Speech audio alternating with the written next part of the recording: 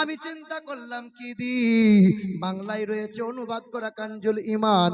আমি বললাম শোনো বাবা, হিন্দুরাই কোরআন পড়তে পারে, খ্রিস্টানরা কোরআন পড়তে পারে, বৈত জৈনরা কোরআন পড়তে পারে, কিন্তু লা ইয়ামাসসুহু ইল্লাল মুতাহহারুন, অপবিত্র অবস্থায় কোরআন ছোঁয়া যাবে না। ছেলেটা আমার ঘরে গোসল করে নিল, পাক পবিত্র হয়ে গেল। কানজুল ইমান বাংলার অনুবাদটা তার বুকে দিয়ে দিলাম।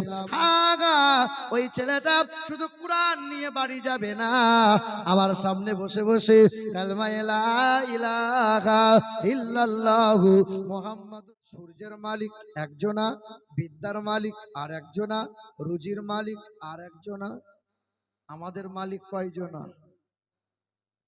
আমাদের মালিক যদি এক না হয়ে একের অধিক হতো, ভালো হতো না খারাপ হতো? যে যে বাপের তিনটে দুটো ছেলে আছে, জিজ্ঞাসা করেন কেমন আছো বাপ, বলে সুখ নাই, শুধু জমি জায়গা নিয়ে ঝামেলা। আমার আল্লাহ পাক এক, অদ্বিতীয়, লা শারীকা লা, তিনি আল্লাহু আল্লাহ। হিন্দু সমাজের মানুষরা বলে যে বিদ্যার মালিক সরস্বতী, আর রুজির মালিক হলো লক্ষ্মী, আর লোহা লক্করের মালিক হলো বিশ্বকর্মা। এটা ওদের ধারণা। বিদ্যার মালিক যদি সরস্বতী হয়, ভারতের জমিনে সর্বপ্রথম 12টা ভাষায় যিনি এমএ করেছিলেন, ওই ব্যক্তিটার নাম ছিল ডক্টর মোহাম্মদ শহীদুল্লাহ, মুসলমান। এই মানুষটার বিদ্যা দিল কে? বিদ্যার মালিক কে গো? একটু জোরে বলা যাবে, বিদ্যার মালিক কে? বাবুই পাখির বাসা দেখেছেন আপনারা? তাল গাছের গোড়ায় বাবুই পাখির বাসা দেখেননি পড়ে থাকা? বাবুই পাখি খুব যত্ন করে, খুব কষ্ট করে বিভিন্ন গাছের শিরা নিয়ে এসে সে সুন্দর করে গুছিয়ে খুব মজবুত করে বাসা তৈরি করে, যা গাছের ডালে ঝুলে থাকে। বাবুই পাখি আবার কি করে, কাঁচা কাদা মুখে করে নিয়ে গিয়ে বাবুই পাখি বাসার ভেতরে এক জায়গায় রেখে দেয়। কেন? সে জোনাকি পোকা ঠোঁটে করে নিয়ে গিয়ে কাদার মধ্যে গেঁথে দেবে। কারণ হলো বাবুই পাখির বাসার ভেতর যেন আলোকিত হয়, ঝলমল হয়, তার সংসারকে সুন্দর করে সাজায়। নারী বাবুই পাখি ওই বাসা, ওই সংসার দেখে যদি পছন্দ করে, তাহলে এই পুরুষের সাথে এই বাসায় সংসার করবে, নচেত সংসার করবে না। অনেক সময় দেখা যায় যে বাবুই পাখির বাসা গাছের নিচেই পড়ে আছে। কেন জানেন? শত বাসা আছে, বাসা হাত দিয়ে ছিঁড়া যায় না, কিন্তু বাসা দেখে পড়ে আছে। অনেক পুরুষ বাবুই পাখি কষ্ট করে বাসা তৈরি করে, জোনাকি দিয়ে ঘর সাজায়। নারী বাবুই পাখি যখন তার সাথে সংসার করে না, তার বাসা পছন্দ হয় না, ধিৎকারে তখন বাসা ছিঁড়ে তাল গাছের গোড়ায় ফেলে দেয়। এই ছোট্ট একটা প্রাণী বাবুই পাখি, এর বিদ্যা দিল কে? আল্লাহ। মাছরাঙা দেখেছেন আপনারা? মাছরাঙা গাছের ডালে বাসা বাঁধে না, মাছরাঙা বাসা তৈরি করে নদীর ধারে, পুকুর পাড়ে, গর্তে গর্তে বাসা তৈরি করে। মাছরাঙা যখন ডিম পাড়ে, এই বিষধর সাপের খোলস নিয়ে এসে অর্ধেকটা গর্তের ভিতরে ভরে দেয়, অর্ধেকটা বাইরে রেখে দেয়, যেন কেউ হামলা করতে না পারে। কেউ আসবে আর দেখবে সাংঘাতিক ব্যাপার, লেজটা বেরিয়ে আছে, খোলসটা ভেতরে মাল ঢুকে আছে, নিশ্চয় সাপ আছে, কেউ হামলা করতে পারবে না। মাছরাঙার এত বুদ্ধি, এত বিচক্ষণ মাছরাঙা, এই বুদ্ধি দিল কে? আল্লাহ। হিন্দু সমাজের, হিন্দু ধর্মগ্রন্থে লেখা আছে, হতারমিন্দরা মহাশরীন্দরাম ইয়া দেবী সর্বভূতে শান্তি রূপে ওং নমস্তু তস্যৈ নমঃ নমোহা ও নমো ব্রহ্মাণ্ড প্রভাসিতো নমো কল্যাণ শান্তি যুগে যুগে নমোহা সর্বদাত কল্যাণ বসুমতি গৌরী ঋষি মৃত্যু যারা মৃত্যু আগমনী নমোহা। ওদের ধর্মগ্রন্থে মহান প্রতিপালকের কথা বলা হয়েছে। আকাশ জমিনের মালিক যিনি, বিদ্যার মালিক তিনি, তিনি হলেন নীল গগনের মালিক, যার ইচ্ছার বাইরে মানুষ ঘুম থেকে জাগতে পারে না, তার ইচ্ছার বাইরে গাছের ফুল কখনো ফুটতে পারে না, তার মৃত্যু নামক বস্তু কখনো ছুঁইতে পারে না। তিনি আকাশ জমিন হায়াত মউতের জান্নাত ও জাহান্নামের মালিক। ন দ্বিতীয়ম ন তৃতীয়ম চতুর্থ ন পঞ্চুতি ন পঞ্চম ন ষষ্ঠম সপ্তম ন পঞ্চুতি। তিনি দুইটা তিনটা চারটা পাঁচটা দশটা হবেন না, তিনি হবেন এক দ্বিতীয় লা শারীকা লা, তিনি হবেন আল্লাহু আল্লাহ। লা ইলাহা হরতি পাপম ইল্লু ইলহা পরম পদম। তিনি কখনো খান না, তিনি কখনো ঘুমান না, তাহাকে কেউ জন্ম দেয়নি, তিনি কখনো জন্ম নেননি, তার কোনো বাচ্চা নাই, তার কোনো পিতামাতা নাই, তার কোনো স্ত্রী নাই। আল্লাহ পাক রব্বুল আলামিন জানিয়ে দেন 112 নম্বর সূরার নাম সূরা ইখলাস। বিসমিল্লাহির রহমানির রহিম। কুল হুয়াল্লাহু আহাদ আল্লাহুস সামাদ লাম ইয়ালিদ ওয়া লাম ইউলাদ ওয়া লাম ইয়াকুল লাহু কুফুয়ান আহাদ। আল্লাহ খায়, আল্লাহ ঘুমায়, আল্লাহর কোন সন্তানাদি আছে, আল্লাহর কোন স্ত্রী আছে, ওদের ভগবানের স্ত্রী আছে, তার নাম ভগবতী। আমার আল্লাহ পাক ও সব হতে পবিত্র, তিনি এক দ্বিতীয় লা শারীকা লা, তিনি আল্লাহু আল্লাহ। তাই সকলে মুক্ত কণ্ঠে উচ্চ স্বরে মহান মালিকের দরবারে কালামে শুকরিয়া আদায় করে বলি আলহামদুলিল্লাহ। যারা বসে আছেন তারা কি আসবেন না এদিকে?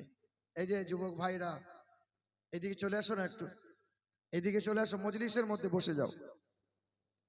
তারপরেই শতকোটি দরুদ আর সালাম মক্কার মতি মদিনার জ্যোতি, দুই কুলের সাথী উম্মতের কান্ডারি আমার আপনার নবী হায়াতুন নবী নূর নবী জনাবে মুহাম্মদুর রাসূলুল্লাহ সাল্লাল্লাহু তাআলা আলাইহি ওয়াসাল্লাম।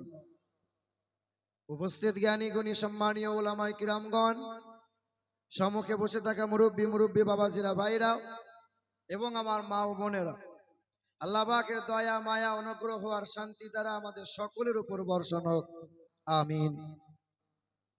আমার শিক্ষিত মুসলমান সুধী মানুষেরা, গোটা বিশ্বের মাটিতে কম বেশি ৩,৫০০টা ধর্ম আছে। এই যে ঈদুল আজহা গেল, বেশ কয়েকদিন হলো, ঈদুল ফিতর গেল, ঈদুল আজহা গেল।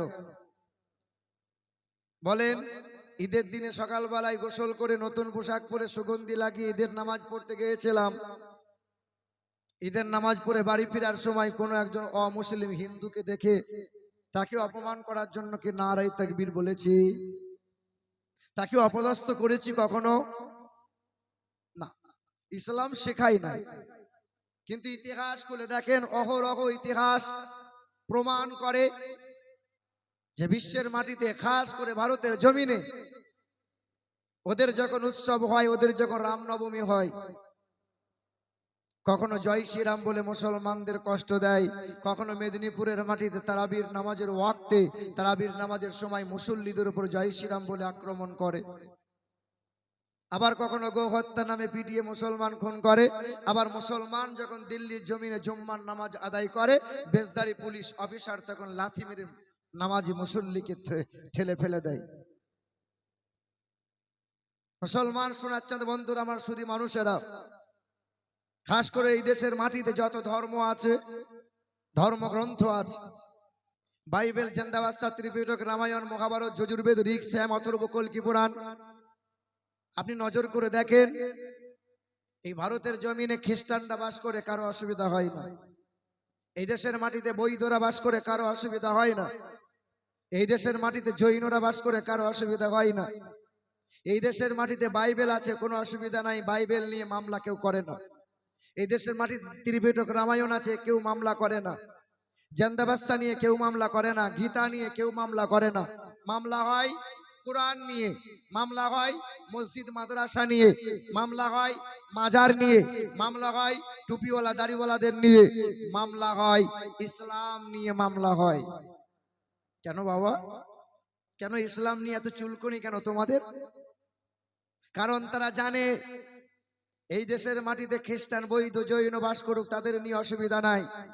কারণ ইসলাম নিয়ে বড় চুলকুনি, ইসলাম নিয়ে বড় অসুবিধা।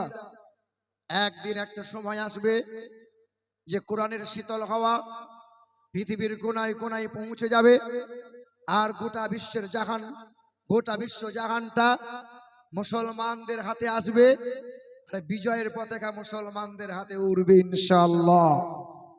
ওরা জানে আল্লাহ পাক যখন মুসা নবীকে উদ্ধার করলেন, ফেরাউনের দল বলে একত্রিত হলো।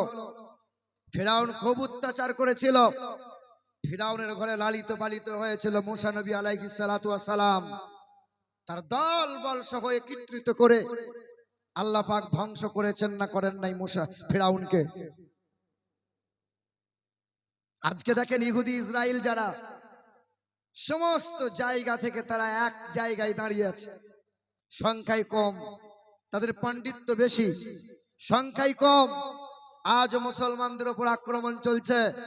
ঈদের চাঁদ উঠেছে আমাদের ঘরে, ঈদের চাঁদে আমরা খুশি মানিয়েছিলাম, কিন্তু এখনো ফিলিস্তিনের মাটিতে ঈদের চাঁদ ওঠে নাই। যে এখনো গাজার মুসলমানদের হাতে ঈদের যে চাঁদ ওঠে নাই। ছোট ছোট মাসুম দুধের বাচ্চাগুলো, মা নাই, দাদু নাই, দাদি নাই, রক্ত মাখা চেহারা নিয়ে থালা নিয়ে রাস্তায় যায় ছুটে ছুটে, আর বলে আইনাল আরব, হে আরববাসী তোমরা কি দেখতে পাও না? হে আরববাসী তোমরা কি দেখতে পাও না? হে আরববাসী, লক্ষ লক্ষ দূরবীন দিয়ে তোমরা চাঁদ দেখতে পাও, আর সৌদি আরব থেকে 1300 কিলোমিটার দূরে ফিলিস্তিন, তোমরা ফিলিস্তিনের মুসলমানদের দেখতে পাও না? তোমরা খাসি খাও, তোমরা দুম্বা খাও, খুরমা খেজুর খাও, আর মুসলমানরা যে কিছুই পাই না। সোশ্যাল মিডিয়াতে একটা ভিডিও ভাইরাল, ছোট্ট একটা মাসুম বাচ্চা তখন বলছে, না খেতে পেলেই বা খাবো না, দুনিয়ার খাবার আমরা খাবো না, আল্লাহর দেওয়া ঘাস খাবো, পানি খেয়ে দিন কাটাবো, আর ইসলামের জন্য আমার বাপ মা কুরবান হয়েছে, আমরাও হয়ে যাব। আল্লাহ পাক জান্নাতে আমাদের জন্য ভালো ভালো খাবার রেখেছে, সেখানে খাবো। মুসলমান সোনার চাঁদ বন্ধুরা, আমার সুধী মানুষেরা, আল্লাহ পাক নিশ্চয়ই একদিন ওই ইসরায়েলকে ধ্বংস করবেই করবে। আমার সোনার চাঁদ বন্ধুরা, আমার সুধী মানুষেরা, কারণ আল্লাহ পাক রব্বুল আলামিন জানিয়েছেন যে জালিম আবরাহাকে ধ্বংস করেছিলাম ছোট্ট ছোট্ট পাখি দিয়ে। আসমান থেকে ছোট্ট কাকড় নিক্ষেপ করিয়েছিলাম, 5 গ্রাম 4 গ্রামের কাকড় ফেলেছিল, 5 গ্রাম 10 গ্রামের কাকড় কুইন্টাল কুইন্টাল ওজন হয়ে আবরাহা হস্তবাহিনী জয় তাম সৈন্য সিপাহীকে আমি আল্লাহ ধ্বংস করেছি, কাবাকে আমি আল্লাহ রক্ষা করেছি। শোনো মুসলমান, ঘাবড়ে যেও না, ওয়ালা তাহিনু ওয়ালা তাহজানু ওয়া আনতুমুল আ'লাউনা ইন কুনতুম মুমিনিন। দুঃখ তোমরা করিও না, সাহস তোমরা হারিও না। তোমাদের দিকে ঠাট্টা করবে, তোমাদের দিকে ব্যঙ্গ করবে, তোমাদেরকে মন্তব্য করবে, ওয়া আনতুমুল আ'লাউনা ইন কুনতুম মুমিনিন। তোমাদের হাতে বিজয়ের পতাকা উড়বে, তোমাদের হাতে বিজয়ের পতাকা উড়বে, তোমরা যদি মুমিন আর মুমিনা হয়ে যাও। কারা মার খাবে? ইসরায়েলরা। কারা মার খাবে? মুসলমান কোরআনের কথা শোনার জন্য প্যান্ডেলে ছুটে আসতে পারে না, ঘরে বসে বসে বাঁ হাতে করে খৈনি ডলছে আর বিড়িতে টান মারছে আর বলছে আমি তো ভালো আছি, আমি তো সুখে আছি। ইসরায়েল মার খাবে? ইসরায়েলরা নিজের কওমের ভেতরে সুদের কারবার করে না, ওরা সুদের কারবার করে দেশ বিদেশের অন্যান্য জাতির সাথে। ইসরায়েলরা গর্ভবতী মাদের কখনো টিভি সিরিয়াল দেয় না, সায়েন্স নিয়ে নাড়াঘাটা করতে দেয়। ইসরায়েলদের চলন বলনটা আলাদা, আর আমরা দিন দিন সুন্নিয়ত, দিন দিন সুন্নত থেকে, শরিয়ত থেকে আমরা দূরে সরে যাচ্ছি। আর আমরা দিন রাত বলছি আল্লাহ আমাদেরকে হেফাজত করো। আপনাকে মুমিন হওয়া লাগবে।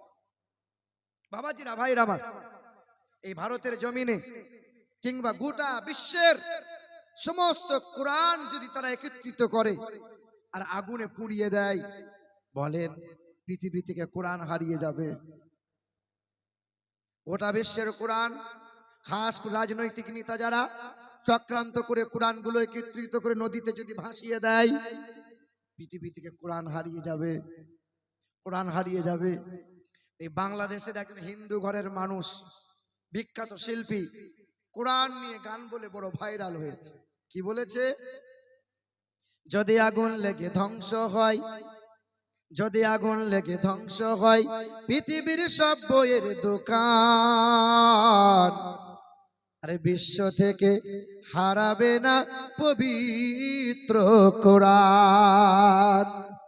যদি আগুন লেগে ধ্বংস হয়, যদি আগুন লেগে ধ্বংস হয় পৃথিবীর সব বইয়ের দোকান, আরে বিশ্ব থেকে হারাবে না পবিত্র কোরআন। বলো কেমন করে করবে ধ্বংস, বলো কেমন করে করবে ধ্বংস তোমার আগুনের তেজ, আরে বিশ্বে ভরা লক্ষ লক্ষ আছে কোরআনের হাফেজ। আবার ছাপাবে তারা, আবার ছাপাবে তারা আসমানি গ্রন্থ, বাঁচাবে আল কোরআনের সম্মান, আরে বিশ্ব থেকে হারাবে না পবিত্র কোরআন। কেউ কোরআন হারাতে পারবে? মুছে দিতে কেউ পারবে? এ মুসলমান সোনার চাঁদ বন্ধুরা, আমার আল্লাহ পাক রব্বুল আলামিন জানিয়ে দেন, ইন্না আরাদনাল আমানাতা, আমি আল্লাহ পাকের মহা আমানত হলো আল কোরআন। সন্তান যেমন বাবার কাছে আমানত, কন্যা তেমন পিতার কাছে আমানত, হ্যাঁ হ্যাঁ বিবিটা স্বামীর কাছে আমানত, অন্ধ মানুষটা চোখওয়ালার কাছে আমানত, অসুস্থ মানুষটা সুস্থ মানুষের কাছে আমানত। আমি আল্লাহ পাকের মহা আমানত হলো আল কোরআন। ইন্না আরাদনাল আমানাতা আলাস সামাওয়াতি ওয়াল আরদ ওয়াল জিবাল ফাআবাইনা আন ইয়াহমিলনাহা ওয়া আশফাকনা মিনহা ওয়া হামালাহাল ইনসান। কোরআন শরীফের পারা নম্বর 22, পৃষ্ঠা নম্বর 6, আয়াত নম্বর 72, লাইন নম্বর 12। সন্দেহ হলে হাফেজ সাহেব বসে আছে, জিজ্ঞাসা করে নিতে পারো। আমার আল্লাহ পাক জগতের মানুষকে জানিয়ে দিল, আমি আল্লাহ পাকের মহা আমানতের ওজন কতটা কি জানো? কেউ মুছতে পারবে না, কেউ মুছে দিতে পারবে না, কেউ বেয়াদবি করে পার পেতে পারে না। আমি আল্লাহ পাক যখন আসমানকে বললাম, আসমান তোমার উপর দায়িত্ব দিতে চাই, আসমান বলেছিল ভারসাম্য বজায় রাখতে পারবো না। পাহাড় পর্বত বলেছিল পারবো না, জমিন বলেছিল পারবো না। বিমানুজ্জিলা আলা মুহাম্মদ, আমি আল্লাহ পাকের পিয়ারা হাবিব, হাবিবে কিবরিয়া জনাবে মুহাম্মদুর রাসূলুল্লাহ সাল্লাল্লাহু আলাইহি ওয়াসাল্লাম বলেন, ও দয়ার মালিক আল্লাহ, তোমার মহা আমানতটা যদি আমাকে দাও, আমি কোনো দিন ফেলবো না। এ মুসলমান সোনার চাঁদ বন্ধুরা, আল্লাহ পাক রব্বুল আলামিন জানিয়ে দেন, এই জগতের মানুষেরা এই কোরআনের সাথে যারাই বেয়াদবি করেছে, কোরআনকে যারা অপমান অপদস্থ করতে চেয়েছে, একদিন কোরআনের শীতল হাওয়া পেয়ে ঘুরে এসে কালেমা পড়ে ইমানদার হয়েছে। সুবহানাল্লাহ সুবহানাল্লাহ। এ মুসলমান, ফ্রান্সের বিখ্যাত মমির সার্জন, তার নাম হলো ডক্টর মরিজ বুকাইলি, মিশরে গিয়েছিলেন, ইসলামিক কনফারেন্সে হাজির হয়েছিলেন, ওলামারা বক্তব্য রাখছিলেন। একজন আলেমের বক্তব্য ছিল, জালিকাল কিতাব লা রাইবা ফি, এই কোরআনে বিন্দু মাত্র ভুল নাই, সন্দেহের কোনো অবকাশ নাই, কোনো ত্রুটি নাই। হ্যাঁ হ্যাঁ, এই বক্তব্য রাখছিলেন খ্রিস্টান ধর্মের অনুসারী ডক্টর মরিজ বুকাইলি। মুচকি হাসি, অট্ট হাসি হেসেছিল। সাংবাদিকরা সামনে গিয়ে জিজ্ঞাসা করেছিল, স্যার আপনি অট্ট হাসি ব্যঙ্গ করে হাসেন কেন? বলে, আলেম ওলামাদের বক্তব্য, কোরআনে কোনো ভুল নাই, কোরআনে কোনো ত্রুটি নাই। আমি ডক্টর মরিজ বুকাইলি, আমি বাইবেলে ভুলবার করেছি, ত্রিপিটকে ভুলবার করেছি, জান্দাবাস্তায় ভুলবার করেছি, চ্যালেঞ্জ ছুড়ে দিলাম, কোরআনে ভুল বার করে ছাড়বো।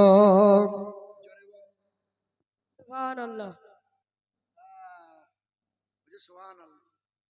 সকালবেলায় আমার বাপ মনে করুন মরে গেছে, ইন্তেকাল হয়েছে, তো ইমাম সাহেব মাইকে ঘোষণা করছে আমিরুল ইসলামের আব্বা ইন্তেকাল।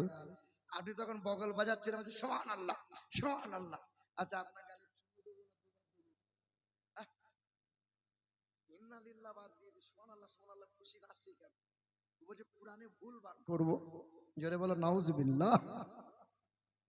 মুসলমান বাবারা ভাইরা আমার, এই মানুষটা বৃদ্ধ বয়সে আরবি পড়া শিখলো, কোরআনটাকে আয়ত্ত করলো, কোরআনের অনুবাদ তাফসীর গুলো পড়ে, খ্রিস্টান ধর্মের অনুসারী। আফসোস লাগে, বড় আফসোস, দুঃখ লাগে, মুসলমান ঘরের মুরব্বী বাবাজিরা 20 বছর ধরে নামাজ পড়ে, চুলগুলো দাড়িগুলো সাদা হয়ে গেল, গালের চামড়াগুলো জড়ো হয়ে গেল, এখনো 4টে সূরা নিয়ে 20 বছর চলে, 5টা সূরা মুখস্থ হয় না। বলে কপাল ভালো, 4টি সূরা নিয়ে পড়ছি, কপাল ভালো।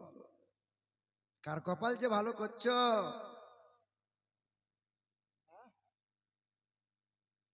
সলমান সোনার চাঁদ বন্ধুরা আমার, বিসমিল্লাহ।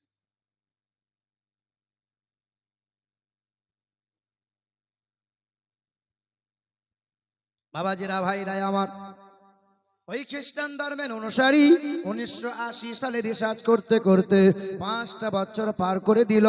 5 বছর অতিক্রম করার পরে 1995 সালে সাংবাদিক সম্মেলনে দাঁড়িয়ে গিয়েছিল। সাংবাদিকরা জিজ্ঞাসা করেছিল, স্যার কোন জায়গায় ভুলবার করলেন বলেন।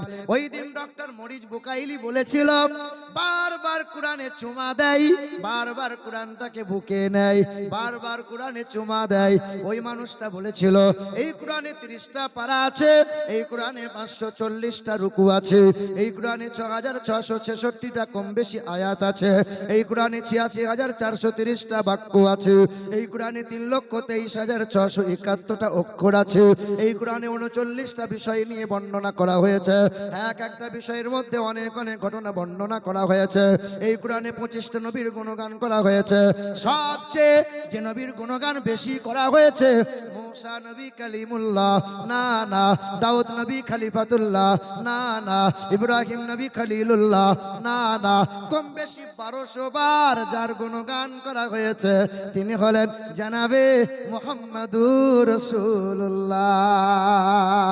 ওই মানুষটা বারবার কোরআনে চুমা দেয়, বারবার কোরআনটাকে বুকে নেয়।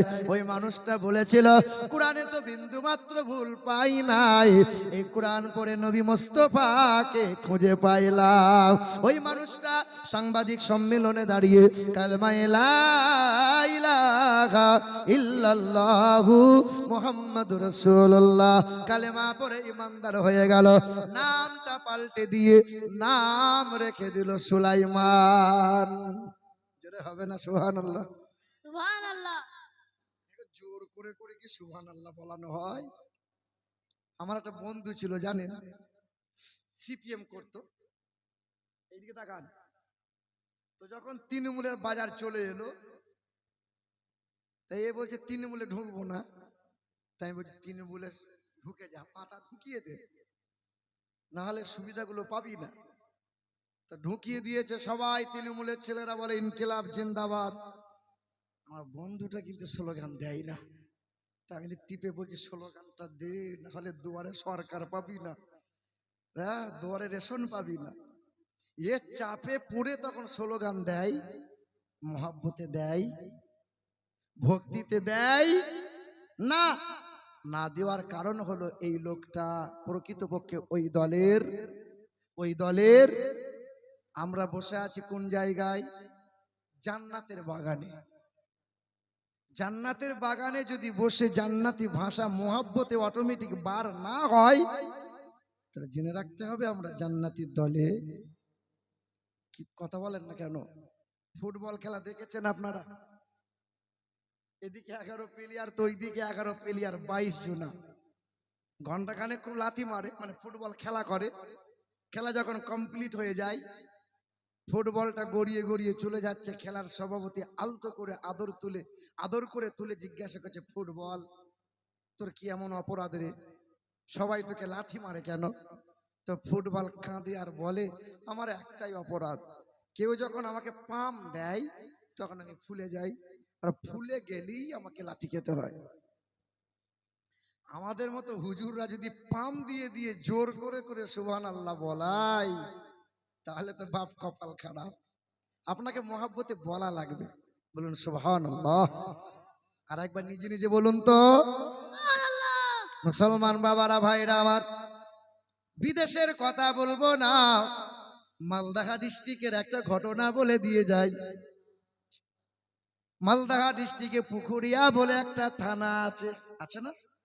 আমি বর্ধমান ডিস্ট্রিক্টের মানুষ। মালদাহা ডিস্ট্রিক্টের পুকুরিয়া বলে একটা থানা আছে, ওই থানার আন্ডারে একটা গ্রাম আছে, গ্রামের নাম আর বলবো না। বামুন ঘরের ছেলে, এমএ কমপ্লিট করেছে, 26 বছর বয়স। হঠাৎ একদিন আমাকে ফোন দেয়, ভুলে গেছিলেন? আল্লাহ কবুল করুন। মৌলানা নূর আলম সাহেব বলে জিন্দাবাদ। মুসলমান বাবারা, ভাইরা আমার, ছেলেটার নাম রমেশ ব্যানার্জি, বামুন ঘরের ছেলে। হঠাৎ করে আমাকে ফোন দেয়, আমাকে বলে আপনি বেদ পুরাণ নিয়ে কথা বলেন, আপনার সাথে আমার সাক্ষাৎ করা চাই। তাই বললাম আমার বাড়ি চলে আসো। আমি দিন তারিখ বলে দিলাম, ঠিকানা ধরে চলে গেল ইন্টারসিটি ট্রেনে। ওই বামুন ঘরের ছেলেটা আমার ঘরে যাওয়ার পরে আমাকে জিজ্ঞাসা করে, আমিও মুসলমানদের ওয়াজ নসিহত গুলো শুনি, আলেম ওলামাদের বক্তব্য গুলো শুনি, আপনাদের বক্তব্য সম্প্রীতি আলোচনাগুলো ভালো লাগে, তবে আমি দুর্গা পূজা করি, আমি সরস্বতী পূজা করি। বামুন ঘরের ছেলে, আমার বাবা বৃদ্ধ হয়ে গেছে, তাই বামুনি পদটা আমি নিয়ে আমি পূজা অর্চনা করে করে বেড়াই। আমার প্রশ্ন হলো, আপনি বেদ পুরাণ নিয়ে কথা বলেন, বলেন তো আপনার নবী মুহাম্মাদের কথা 4 বেদে কত জায়গায় বলা আছে? আমি বললাম, শোনো বাবা, 4 বেদে নবী মুহাম্মদ রাসূলুল্লাহর গুণগান কম বেশি 71 বার বলা হয়েছে। তবে নবী মোহাম্মদ মোহাম্মদ বলে নয়, বেদে লেখা আছে আম সন্তা সরতি শতপতি মারমেহে সুন্দরম মঙ্গলম রসংসা। আবার বলা আছে ও নমো ইন্দ্রজোনা উপস্রোত নামে নরসংসা ভবিষ্যতে। তার নাম হবে নরসংসা। বেদের পাতায় লেখা আছে তার নাম হবে নরসংসা। তার বাংলা করলে হবে প্রশংসিত, তার আরবি করলে হবে মোহাম্মদুর রাসূলুল্লাহ। বেদে লেখা আছে তার বাবার নাম হবে বিষ্ণু যশা, তার বাংলা করলে হবে আল্লাহর দাস, আরবি করলে হবে আব্দুল্লাহ। তার মায়ের নাম হবে সুমতি, তার বাংলা করলে হবে সুন্দরমন, তার আরবি করলে হবে আমিনা। তার বাবার নাম হবে আব্দুল্লাহ, তার মায়ের নাম হবে আমিনা, তার দাদার নাম হবে আব্দুল মুতাল্লিব, তার দাদির নাম হবে নাতিজা বিনতে খাপ্পাব ব্রাকেটে ফাতেমা, তার নানার নাম হবে আব্দুল ওয়াহাব জুহরি, তার নানির নাম হবে বারিরা, তার দুধ বাবার নাম হবে হারিস, তার দুধ মায়ের নাম হবে হালিমা, তার দুধ ভাইয়ের নাম হবে আব্দুল্লাহ, তার পিতার নাম হবে আব্দুল্লাহ। তিনি হবেন দু জাহানের বাদশাহ জনাবে মুহাম্মদুর রাসূলুল্লাহ। বলি সুবহানাল্লাহ। বামুন ঘরের ছেলে আমাকে জিজ্ঞাসা করে, হুজুরা আপনি বলেন নবীজির গুণগানটা বেদে কেমন করে বলা আছে? নবীজির ব্যাপারে এত এত জানার তামান্না, এত ইচ্ছা জেগেছে তার অন্তরে। আল্লাহ পাকের দরবারে মনে মনে দোয়া করছি, আল্লাহ তুমি এই যুবকটাকে কবুল করে নাও। আল্লাহ তুমি এই যুবকের অন্তরে নবীজির প্রেম উদয় করে দাও। আল্লাহ পাক এই যুবককে হিদায়াত তুমি দান করে দাও। আল্লাহ পাক সেই দিন দোয়া কবুল করে নিয়েছিল। আমি বললাম, শোনো, হিন্দু তোমাদের ধর্মগ্রন্থে বলা আছে অষ্টগুণ প্রসংধি পজন্তি কৌলঞ্চ দমশ্রতঞ্চ বহুভাষিতা চ দানং যথা শক্তি কৃতজ্ঞতা চ।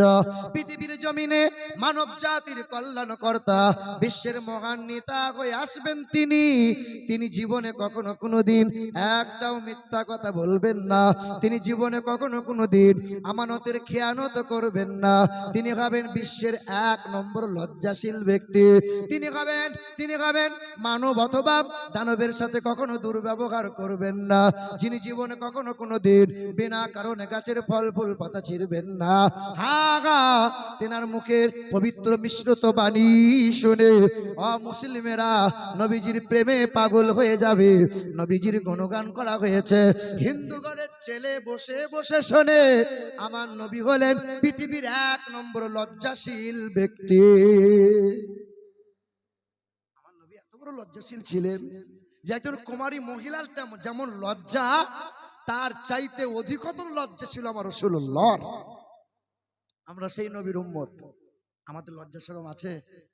আছে না গেছে বাবা বলেন, আছে? আপনি বাজারে যান, কালিয়াচকে যান, 10 মিনিট দাঁড়িয়ে থাকেন, পিছন দিকে দেখে আপনি চিনতে পারবেন এটা মহিলা না পুরুষ, চেনাই যাবে না।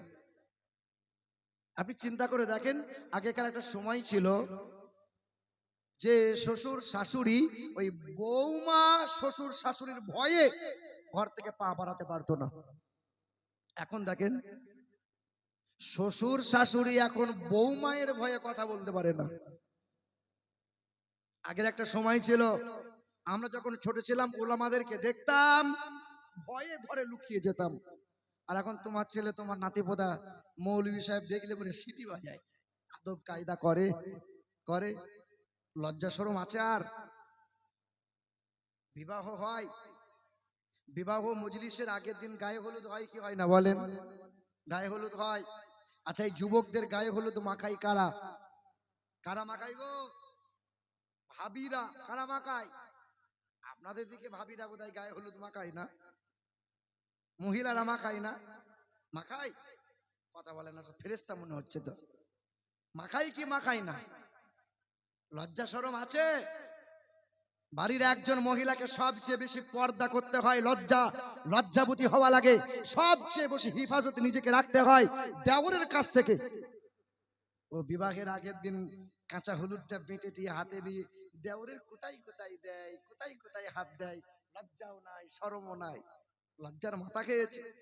আবার দেখেন বিয়ের দিনে ওই ছেলেটা বিয়ে করে নিয়ে এসে বউয়ের গলা ধরে ছবি তুলেছে, দিয়ে ছবি তুলে মোবাইলে ছেড়ে দিয়ে বলছে দেখ আমার মালটা, দেখ একবার দেখ, পাবলিকে লোক দেখ। লজ্জা শরম আছে? কিছু কিছু মানুষ বলে বাপ কি বলবো, জামানা খুব খারাপ। নবী বলছেন জামানাকে গাল দিও না, জামানা ঠিক আছে। আগের মতো শান্তি তো আর এখন পাওয়া যায় না, মানুষগুলো পাল্টে গেছে, পাল্টায়নি জামানা। আগের মতো শান্তি তো আর এখন পাওয়া যায় না, মানুষগুলো পাল্টে গেছে, পাল্টায়নি জামানা। জামানা ঠিকই আছে, মানুষ সব পাল্টে গেছে, জামানা ঠিকই আছে, মানুষ সব পাল্টে গেছে, মানুষ সব পাল্টে গেছে, জামানা ঠিকই আছে। চুলগুলো খাটো খাটো, প্যান্ট শার্ট আঁটো সাঁটো, সানগ্লাস চোখে তার যেন কোন জমিদার, সুজোড়া পায়ে দিয়ে কাঁধে এক ব্যাগ নিয়ে, ঠোঁটে দিয়ে লিপস্টিক, হাসে শুধু ফিক ফিক। কাছে গিয়ে দেখি পুরুষ না মহিলা, কিন্তু না, সামনে গিয়ে দেখি ভাই এ তো পুরুষ মানুষ না, মাশাআল্লাহ দাঁড়িয়ে আছে মিশে জড়ি না। আর লজ্জা শরম নাই? আছে বাবা। এ মুসলমান শোনাচ্ছ বন্ধুরা আমার, শুধু মানুষেরা, এখন তো মোবাইলটা বড় ফ্যাশন। কিছু কিছু মানুষ হজ করতে যাচ্ছে আর কাবা শরীফের পাশে দাঁড়িয়ে দাঁড়িয়ে শুধু সেলফি তুলছে আর ফেসবুকে ছাড়ছে আর বলছে কাল থেকে আমাকে হাজি বলবি। নাই এরকম লোক? কথা বলেন না কেন? ও হাজি সাহেব, হাজি সাহেব, আমার এলাকার একজন হাজি সাহেবের কথা বলে দিয়ে যায়, 2টা ছেলের বিয়ে দিয়েছে, 6 লাখ টাকা গুনে গুনে নিয়েছে। যে কাবা শরীফের দিওয়াল ধরে হজ করে বাড়ি এসে বড় একটা জুব্বা কিনে, কালো একটা দড়ি কিনে নিয়ে এসে মাথায় বেঁধেছে, দেখেননি কালো দড়ি, আর 4 হাত একটা তসবিহ নিয়ে মসজিদে সুবহানাল্লাহ সুবহানাল্লাহ সুবহানাল্লাহ। আর হাজি সাহেব এসব কি হচ্ছে? টাটকা হাজি আমি, ছেলের বিয়েতে যে 3 করে 6 লাখ টাকা নিয়েছো ফেরত দিয়েছো, বলে হজ করে ফেরেশতা হয়ে বাড়ি এসছে। এরকম লোক আছে না নাই? কথা বলেন না কেন? মুসলমান বাবারা ভাইরা আমার, এ শোনাচ্ছেন বন্ধুরা আমার, শুধু মানুষেরা আমার, মা ও বোনেরা, বর্তমান সময়ে এখন সেলফি সেলফি, ভালো হুজুর দেখলে পরে বলে সেলফি লাগবে, দাদু মারা গেছে বলে সেলফি লাগবে, সব জায়গাতে সেলফি, রোগ দেখানি রিয়া হয়ে গেছে, লজ্জা শরম মানুষের যেন উঠে গেছে। ঠিক কিনা বলেন? মুসলমান শোনাচ্ছেন বন্ধুরা আমার, শুধু মানুষেরা ও আমার বাবাজিরা ভাইরা আমার, পৃথিবীর জমিনে লজ্জাশীল হওয়া লাগবে, যে মানুষটার লজ্জা নাই, শরম নাই, ওই মানুষটা ইমানদার হতে পারে না। লজ্জাশীল হওয়া লাগবে। আব্বাজান ভাইজানেরা, আল্লাহ রাসূল সাল্লাল্লাহু তাআলা আলাইহি ওয়াসাল্লাম পৃথিবীর জমিনে কখনো কোনোদিন একটাও মিথ্যা কথা বলেন নাই। আমরা সেই নবীর উম্মত, সকাল থেকে সন্ধ্যা, সন্ধ্যা থেকে সকাল পর্যন্ত সত্য আর মিথ্যা যদি ওজন করা হয়, দাঁড়ি পাল্লাই মিথ্যা আর সত্য দুটো যদি রাখা হয়, কোন পাল্লা ভারী হবে? বলেন কোন পাল্লা ভারী হবে? বাপ ছেলেকে পড়াচ্ছে, বাবা মিথ্যা মানুষকে ধ্বংস করে, সত্য মানুষকে মুক্তি দেয়। মিথ্যা মানুষকে ধ্বংস করে, সত্য মানুষকে মুক্তি দেয়। ছেলে পড়ছে, ছেলে পড়ছে, এমন সময় দরজার সামনে আওয়াজ দিয়েছে, বাড়িতে আছেন? ছেলে বলছে, খোকা দেখ তো কে এসেছে। বার দরজায় উঁকি মেরে এসে বলছে, বাবা ওই আব্দুল ছত্তার এসেছে। বলে, বাপ 6 মাস আগে 5,000 টাকা ধার নিয়েছিলাম, তুই তাড়াতাড়ি বল যে আমার বাপ 10 দিন হলো কলকাতায় গেছে, বাড়িতে নাই। তো ছেলে বলছে, বাবা তুমি এখনই আমাকে পড়ালে সত্য মানুষকে মুক্তি দেয়, মিথ্যা মানুষকে ধ্বংস করে। বলে, বইয়ের পড়া বইয়ে রাখ, এখন আমাকে বাঁচা। কথা বুঝতে পারছেন? আল্লাহ রাসূল আমার বলেন, যারা কথায় কথায় মিথ্যা কথা বলে, ছেলে বাপকে মিথ্যা কথা বলে, ভাই ভাইকে মিথ্যা কথা বলে, বন্ধু বন্ধুকে মিথ্যা কথা বলে, ওই ব্যক্তিটা মুনাফিক হয়ে যায়। বক্তা মিথ্যা কথা বলে, কমিটিরাও মিথ্যা কথা বলে। বক্তা এখনো ঘর থেকে বাড়ি হয়নি, হুজুর কতদূর আছেন, এই ফারাক্কা পার হচ্ছে। কথা বুঝতে পারছেন? কমিটির লোক বলছে, হুজুর তাড়াতাড়ি আসেন, 7টার সময় স্টেজে উঠাবো। দেখবেন অনেক সময় বক্তা এসে হাজির, 12টার সময় সব মিথ্যাই পরিপূর্ণ হয়ে গেছি। আল্লাহ রাসূল বলেন, যারা কথায় কথায় মিথ্যা কথা বলে তারা মুনাফিক হয়ে যায়, আর মুনাফিকের জায়গা হলো জাহান্নাম। কাফিররা জাহান্নামে যাবে, ফিরাউন জাহান্নামে যাবে, নমরুদ জাহান্নামে যাবে, সাদ্দাত জাহান্নামে যাবে, জালুত জাহান্নামে যাবে, করুন জাহান্নামে যাবে, নামান জাহান্নামে যাবে, কিনান জাহান্নামে যাবে, আবু জেহেল জাহান্নামে যাবে, আবু লাহাব জাহান্নামে যাবে, উতবা সাইবা জাহান্নামে যাবে, কাফিররা জাহান্নামে যাবে। জাহান্নামের তল দেশে জায়গা হবে মুনাফিক যারা। আর যারা মুনাফিক তারা কথায় কথায় মিথ্যা কথা বলে, রহমতের ফেরেশতা তার নিকট থেকে দূরভীত হয়ে যায়। মুনাফিক দেখার জন্য বিদেশ যাওয়া লাগবে না। হিন্দুদের দেখতে গেলে হিন্দুস্তানে হিন্দু পাওয়া যায়, বৌদ্ধদের দেখতে গেলে মায়ানমার চায়না যাওয়া যায়, খ্রিস্টান দেখতে গেলে আমেরিকায় পাওয়া যায়, মুসলমান তো এখন সব দেশে পাওয়া যায়। মুনাফিক দেখার জন্য দেশে যাওয়া লাগবে না, কোন শহরে যাওয়া লাগবে না। আপনারই মহল্লায়, আপনারই গ্রামে, আপনারই মসজিদে, আপনারই পাড়াতে তারা আবার ভালো ভালো পোশাক পরে, আবার তাদের দেহের, তাদের মুখে এক আর ভেতরে এক। সামনে গিয়ে বলে হুজুর, আর পিছনে গিয়ে বলে না এমাল খেজুর। আছে না নাই বলেন? ইমামের পিছনে নামাজ পড়ছে, ইক্তাদাই তো বিহাজাল ইমাম। আল্লাহ, সব ভার দিয়ে দিলাম।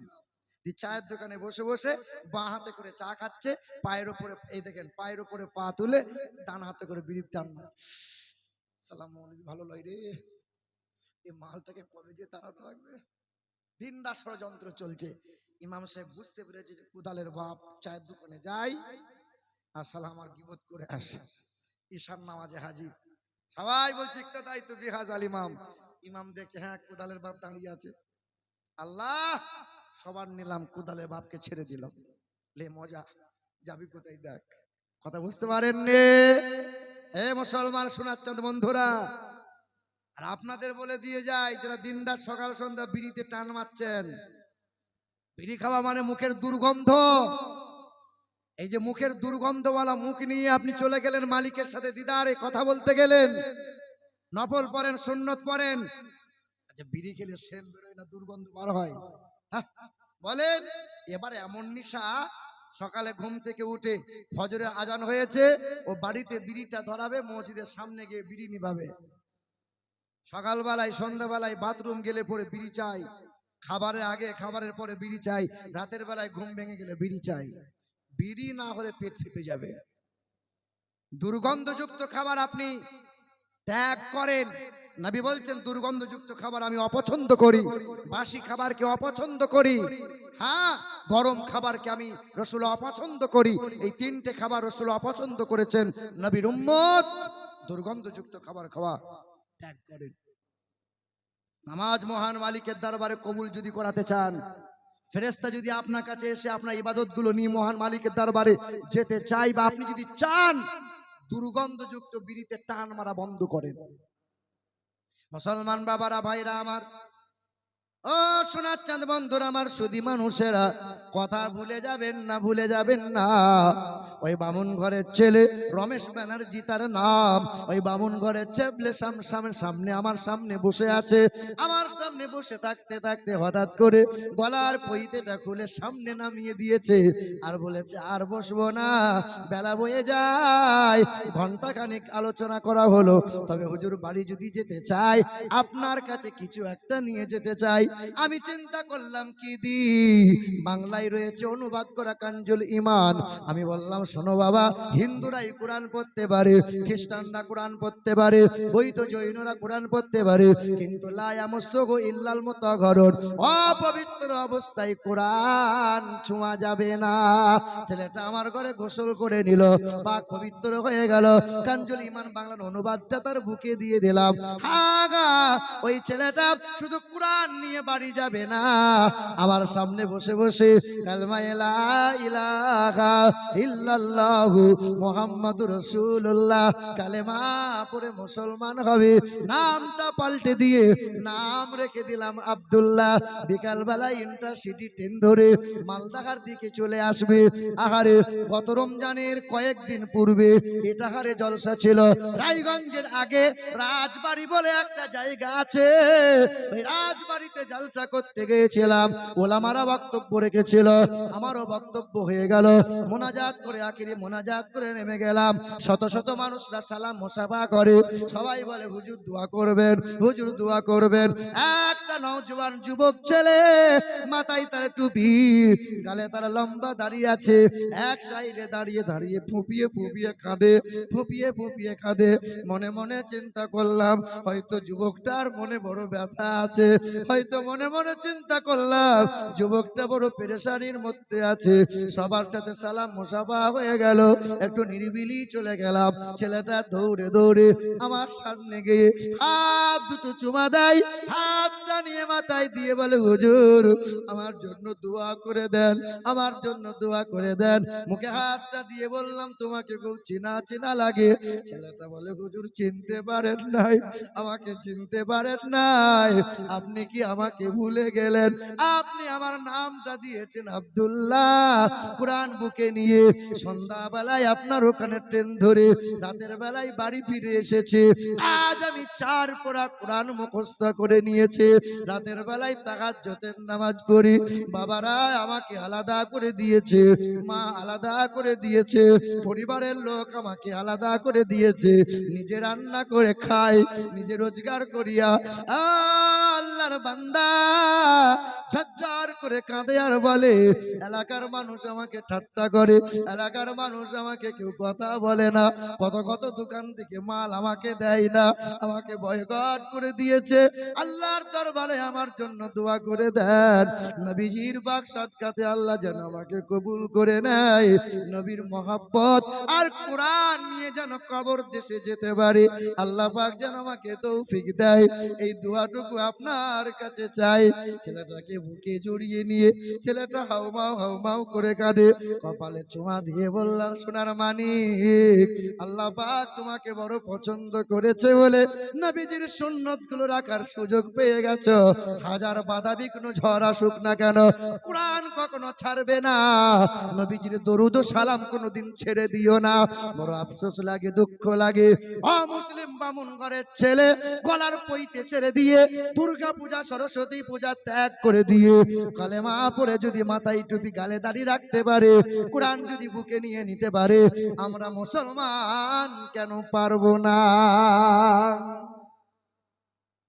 পারলাম না আমরা? বলেন সুবহানাল্লাহ, সুবহান।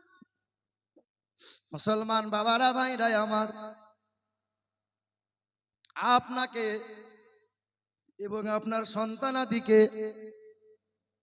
মানুষের মতো মানুষ করা লাগবে। সকল হুজুররা ওয়াজ করে বাপ মায়ের সেবা করো, বাপ মায়ের সেবা করো। বাপ মা এমনি এমনি সেবা পাবে না। বাপ যদি ছেলের কাছে খাবার পেতে চায়, ওই ছেলেটাকে মানুষের মতো মানুষ করা লাগবে। আল্লাহ পাক কোরআনে বলেন, ইয়াখলুকু মা ইয়াশা ওয়া ইয়াহাবু লিমান ইয়াশা ওয়া ইয়াহাবু লিমান ইয়াশা ওয়া ইনাসাও ইয়াখলুকু মা ইয়াশা ওয়া ইয়াহাবু লিমান ইয়াশা أو يزوجهم ذكرانا وإناثا ويجعل من يشاء عقيما إنه عليم قدير। কোরআন শরীফের পারা নম্বর 25, সূরার নাম সূরা শুআরা, আয়াত নম্বর 49, 50 নম্বর আয়াতে আল্লাহ পাক জানিয়ে দেন, আমি আল্লাহ পাক সৃষ্টি করি, কাউকে সন্তান দিই, আবার কাউকে কন্যা সন্তান দিই। আমি আল্লাহ কাউকে কন্যাও দিই, পুত্রও দিই, আবার আমি আল্লাহ পাক কাউকে কন্যাও দিই না, পুত্র দিই না, বন্ধা করে দিই। সন্তান দেওয়ার মালিক হলো আল্লাহ। আর এই সন্তান যদি মানুষের মতো মানুষ বানাতে চাও, সবার আগে একটা দিনদারিনী মা দরকার হয়। সবার আগে নেককারিনী মহিলা প্রয়োজন হয়।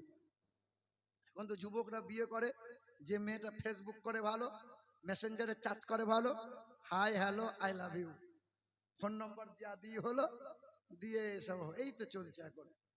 ভুরু ফিল আপ করা, টিকটক করা। যে মহিলারা ভুরু ফিল আপ করে, যে মহিলা টিকটক করে, আর যে মহিলা দিন রাত ফেসবুকে পড়ে আছে, ওই মহিলাকে বিবাহ করিও না, ও তোমার সংসারে আগুন লাগিয়ে ছাড়বে। আল্লাহ রাসূল আমার বলেন, 4টে গুণ দেখে মহিলাদের বিবাহ করো। বুখারী মুসলিম শরীফের হাদিস, ওয়ালিমানিহা ওয়া জামালিহা ওয়া হাসাবিহা ওয়া দীনিহা। তোমরা মাল সম্পত্তি দেখো, ওই মহিলার তোমরা সৌন্দর্যতা দেখো, ওই মহিলার তোমরা বংশ দেখো। 4 নম্বর হলো তার দিনদারিতা দেখো। 4টের মধ্যে 3টে যদি নাও পাওয়া যায়, সৌন্দর্যতা বেশি নাই, বংশ খুব বড় নাই, মাল সম্পত্তি খুব বেশি নাই, আমার নবী বলেন ওই মহিলার যদি দিনদারিতা থাকে, পর্দাশীলা নারী হয়, ওই মহিলাকে বিবাহ করে নাও। ওই মহিলার পেট থেকে যে বাচ্চা আসবে, ওই মহিলা হবে ওই মহিলার বাচ্চা হবে দিনদার। মায়ের পেটে বাচ্চা যখন চলে আসে, মায়ের পেটে বাচ্চা যখন চলে আসে, 120 দিন বয়স হয়ে যায়, বাচ্চা প্রাণ সঞ্চার হয়। যখন 6 মাস বাচ্চার বয়স হয়ে যায়, বাচ্চা দুনিয়ার সব শব্দ শুনতে পায়। যে মহিলাটা পেটে বাচ্চা নিয়ে কোরআন পড়ে, যে মহিলাটা পেটে বাচ্চা নিয়ে দরুদ ও সালাতু সালাম পড়ে, যে মহিলাটা পেটে বাচ্চা নিয়ে সূরা ইউসুফ, সূরা মুলক, রহমান, সূরা ইয়াসিন পড়ে, ওই মহিলার বাচ্চা আল্লাহওয়ালা হবে। আর যে মহিলা সন্ধ্যা হলে সিরিয়াল কাজা করে না, ওই মহিলার বাচ্চা হবে বিচ্যুতি মাল, সমাজের মানুষকে জ্বালিয়ে আটাংরা করবে, সুখকে শান্তি দেবে না। তোমাকেও জ্বালাবে, তোমার পাড়ার লোককেও জ্বালিয়ে ছাড়বে। বাপের কাছে বিড়ি চেয়ে খাবে, দেখবে ওই ছেলে। মুসলমান বাবারা, ভাইরা আমার, ও শোনাচ্ছেন বন্ধুরা আমার, সুধী মানুষেরা, মায়ের পেট থেকে বাচ্চা ভূমিষ্ঠ হয়ে যাবে। মুয়াজ্জিন যেমন আজান দেয়, বাচ্চার কানে আজান দাও, 12টা ছন্দের আজান শুনিয়ে দাও। আল্লাহু আকবার, আল্লাহু আকবার, আল্লাহু আকবার, আল্লাহু আকবার, আশহাদু আল্লা ইলাহা ইল্লাল্লাহ, এমন করে ছন্দ 12টা তুমি বাচ্চার কানে শুনিয়ে দাও। 12টা ছন্দ, ঠিক তেমনি লা ইলাহা ইল্লাল্লাহ, এখানে রয়েছে 12টা অক্ষর। আর 112 নম্বর সূরার নাম হলো সূরা ইখলাস। কুল হুয়াল্লাহু আহাদ, এক অদ্বিতীয় মহান মালিকের তাওহীদের বাণী বাচ্চার কানে পৌঁছে দাও। ওই বাচ্চা নেককার হবে। বাচ্চার ভালো নাম রেখে দাও, বাচ্চার নামে আকিকা দাও। বাচ্চার 4 বছর বয়স হলে কোরআন ও হাদিসের তালিম দাও। 7 বছর বয়স হলে বাচ্চাকে তোমরা নামাজের তালিম দাও। 8 হয়ে গেল, 9 হয়ে গেল, বাচ্চাকে মেরে মেরে ছেলে মেয়েদের নামাজ পড়াও। বাপই তো নামাজ পড়ে না। এ মুসলমান বাবারা, ভাইরা আমার, খুব মনোযোগ সহকারে শুনি। বীরভূম জেলার লাভপুর থানার শীতলপুর বলে একটা গ্রাম, কিছুদিন আগে ফেসবুকে ইউটিউবে বড় ভাইরাল হয়েছিল।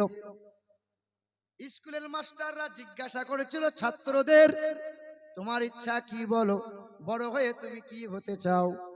এই ছেলেটা বলে আমি পুলিশ হতে চাই, ওই ছেলেটা বলে আমি আর্মি হতে চাই, ওই ছেলেটা বলে আমি বিডিও হতে চাই, ওই ছেলেটা বলে আমি এসডিও হতে চাই, ওই ছেলেটা বলে আমি নেতা হতে চাই। একজন বাচ্চা ছেলেকে যখন জিজ্ঞাসা করা হলো তুমি কি হতে চাও, বলে আমি বুকা হতে চাই। কি হতে চাই? বলে বুকা হতে চাও মানে? বলে আমি বড় হয়ে বোকা হব, বোকা হলে কাউকে ঠকাতে আমি পারবো না, আর চালাক চতুর হয়ে গেলে ঠকিয়ে ঠকিয়ে বেড়াবো, তাই চালাক হতে চাই না, আমি বোকা হয়ে থাকতে চাই। কত সুন্দর কথা বলুন তো। 3 বছর আগে ইংল্যান্ডের স্কুলে খ্রিস্টানের বাচ্চারা পড়ে, ইহুদিদের বাচ্চারাও পড়ে, মুসলমানের ছেলেরাও পড়ে। স্কুলের মাস্টার জিজ্ঞাসা করেছিল তোমরা কি হতে চাও বলো? বলে আমি মাস্টার হতে চাই, ও বলে আমি ডাক্তার হতে চাই, আমি পুলিশ হতে চাই, আমি আর্মি হতে চাই, আমি বিএড ডিএড করে অ্যাডভোকেট হতে চাই, আমি ব্যারিস্টার হতে চাই, আমি ইঞ্জিনিয়ার হতে চাই, আমি এমএলএ এমপি হতে চাই, আমি নেতা হতে চাই। একজন মুসলমানের মাসুম বাচ্চা, তুমি কি হতে চাও? মাসুম বাচ্চা বলেছিল আমি সাহাবী হতে চাই। কি হতে চাই? সাহাবী। তো মাস্টাররা জিজ্ঞাসা করছে সাহাবী আবার কোন ডিগ্রি? বলে আমার আব্বা জানে। সুবহানাল্লাহ, সুবহানাল্লাহ। আমার আব্বা জানে সাহাবী ডিগ্রি। বলে ঠিক আছে তোমার আব্বাকে বলিও কালকে আমরা চা খেতে যাব। কালকে সব শিক্ষকরা চলে গেল। তার আব্বাকে জিজ্ঞাসা করে আপনার ছেলের খুব মেধা ভালো, ব্রেন ভালো, বুদ্ধি ভালো। তবে আমরা গতকাল স্কুলে জিজ্ঞাসা করেছিলাম, প্রতিটা ছাত্রকে প্রশ্ন করেছিলাম কি হতে চাও? প্রতিটা ছাত্রের মুখে বড় বড় টার্গেট। কেউ বলেছে doctor, master, professor, BDO, SDO, কেউ নেতা। কিন্তু আপনার ছেলে বলছে সাহাবী হব। আব্বাটা খুশিতে ঝরঝর করে কান্না করে, চোখের পানি ফেলে আর বলে আয় আল্লাহ, আমার ছেলে সাহাবী হতে চাই, আমার নসিব কত ভালো। পৃথিবীর জমিনে নবী পয়গম্বর রাসূল যারা, আল্লাহ পাক সবার ঊর্ধ্বে তাদের ইজ্জত আর মর্যাদা দিয়েছেন। নবীদের পরে সম্মান আর মর্যাদা যাদের দিয়েছেন তাদের বলা হয় সাহাবা। সাহাবাদের জন্য কোরআনে বলা হয়েছে ওয়াসাবিকুনাল আউয়ালুন মিনাল মুহাজিরিন ওয়াল আনসার ওয়াল্লাযীনা ওয়াত্তাবাউহুম বিইহসান রাদিয়াল্লাহু আনহুম ওয়া রাদু আন ওয়া আ'আদ্দা লাহুম জান্নাতিন তাজরি তাহতাহাল আনহার। আবার অপর জায়গায় বলা হয়েছে ওয়াইযা কিলা লাহুম আমিনু কামা আমানান নাস। ঈমান যদি আনতে হয় সাহাবাদের মতো ঈমান নিয়ে এসো, তাদের মতো ঈমান নিয়ে এসো, সফল কাম হয়ে যাবে, কামিয়াবি তোমরা হয়ে যাবে। তবে হ্যাঁ, সমাজে একটা দল বেরিয়েছে, ফিতনাবাদ দল একটা বেরিয়েছে, শয়তানের একটা দল বেরিয়েছে, ইহুদিদের দালাল। তারা নিজেদেরকে সালাফি বলে দাবি করে, নিজেদেরকে আহলে হাদিস বলে দাবি করে, বলে আমরা হাদিস মানি কিন্তু সাহাবী মানি না। তাই তো ওমরে ফারুককে বলেছে ওমরে ফারুক বেদাতি। হ্যাঁ, হযরত ওমরে ফারুক রাদিয়াল্লাহু তাআলা আনহুকে বেদাতি বলেছে, কারণ ওমরে ফারুক রাদিয়াল্লাহু তাআলা আনহু 20 রাকাত তারাবি আদায় করেছেন। 20 রাকাত তারাবি জানো না কার সামনে বেয়াদবি করো? নবী আমার বলেন লাউ কানা বা'দা নবী লাকানা ওমর। আমার পরে আল্লাহ পাক কাউকে নবী করে পাঠাবেন না। যদি আল্লাহ কাউকে নবী করে পাঠাইতেন তো আমার ওমরে ফারুককে আল্লাহ নবী করে পাঠাইতেন। কে ওমরে ফারুক? যে ওমরে ফারুক রাস্তা দিয়ে একবার চলে গেলে 40 দিন শয়তান ওই রাস্তা দিয়ে গলি দিয়ে আর যায় না। কে ওমরে ফারুক? যে ওমরে ফারুকের জন্য কোরআনে 21টা আয়াত তার উদ্দেশ্যে নাজিল হয়েছে। শুধু ওমরে ফারুক নবী কি বলছেন, ইয়া রাসূলুল্লাহ মাকাম ইব্রাহিমে 2 রাকাত নামাজ আদায় করলে কেমন হয়? সঙ্গে সঙ্গে আল্লাহ পাক বললেন ওয়াত্তাখাযু মিন মাকাম ইব্রাহিম। ওমরে ফারুকের জন্য খাস করে তার উপর, তার কথার উপরে ফয়সালা করে 21টা আয়াত আমার আল্লাহ নাজিল করেছে। আর জালিমের দল, শয়তানের দল, ওরা বলছে সাহাবীরা বেদাতি। আর একটা দল বেরিয়েছে, নিজেদেরকে শিয়া বলে, তারা সাহাবীদের কাফের ফতোয়া দেয়। আর তাদের বক্তব্য হলো যে জিবরাইল ফেরেশতা ওহী যখন নিয়ে এসেছিলেন, ভুল করে নবী মুহাম্মদ সাল্লাল্লাহু আলাইহি সাল্লামকে ওহীটা দিয়ে, ওহীটা নবীকে দিয়েছে, তাই নবী হয়েছে, ওহীটা আলীকে দেওয়ার দরকার ছিল। মুসলমান শোনাচ্ছে তো বন্ধুরা, আমার সুধী মানুষেরা, ঈমান আমল টিকিয়ে রাখা বড় মুশকিল রে বাপ। বাচ্চা ছেলে বলেছিল আমি সাহাবী হব, বাপ তখন বলেছিল সকালবেলায় ঘুম থেকে উঠে টিফিন করার সময় ছেলেদেরকে বসাই, সাহাবীদের জীবনী শোনাই, নবী পয়গম্বরদের জীবনী শোনাই, ঘটনা শোনাই। আবার রাতের বেলায় জিজ্ঞাসা করি সকালবেলায় যেটা শুনিয়েছিলাম ওটা কি মনে আছে? আগা সাহাবীদের জীবনী শুনিয়ে শুনিয়ে, নবী রাসূলদের জীবনী শুনিয়ে শুনিয়ে মনে তারা জায়গা করে নিয়েছে, মনে তারা জায়গা হয়ে গেছে যে আমি আর ডক্টর মাস্টার হব না, আমি আর্মি পুলিশ হব না, আমি যদি হব তো সাহাবী হব। সুবহানাল্লাহ সুবহানাল্লাহ। বাপ মা ভালো হলে বাবা বাচ্চা ভালো হয়, মাটি ভালো হলে গাছ ভালো হয়, গাছ ভালো হলে ফল ভালো হয়, মা ভালো হলে বাচ্চা হয় ভালো, আর মা যদি সিরিয়ালওয়ালা হয় বাচ্চা সেই রকম হবে। হযরতে খাজা গরিবে নওয়াজ হিন্দেল অলি খাজা মঈনুদ্দিন হাসান সঞ্জারি, জানা আছে তার প্রধান খলিফা, প্রধান শিষ্যর নাম কি বলতে পারেন? হযরতে খাজা গরিব নওয়াজ, এনার প্রধান খলিফা, প্রধান শিষ্যর নাম হচ্ছে হযরতে বাবা কুতুবউদ্দিন বাখতিয়ার কাকি রহমতুল্লাহ আলাইহি।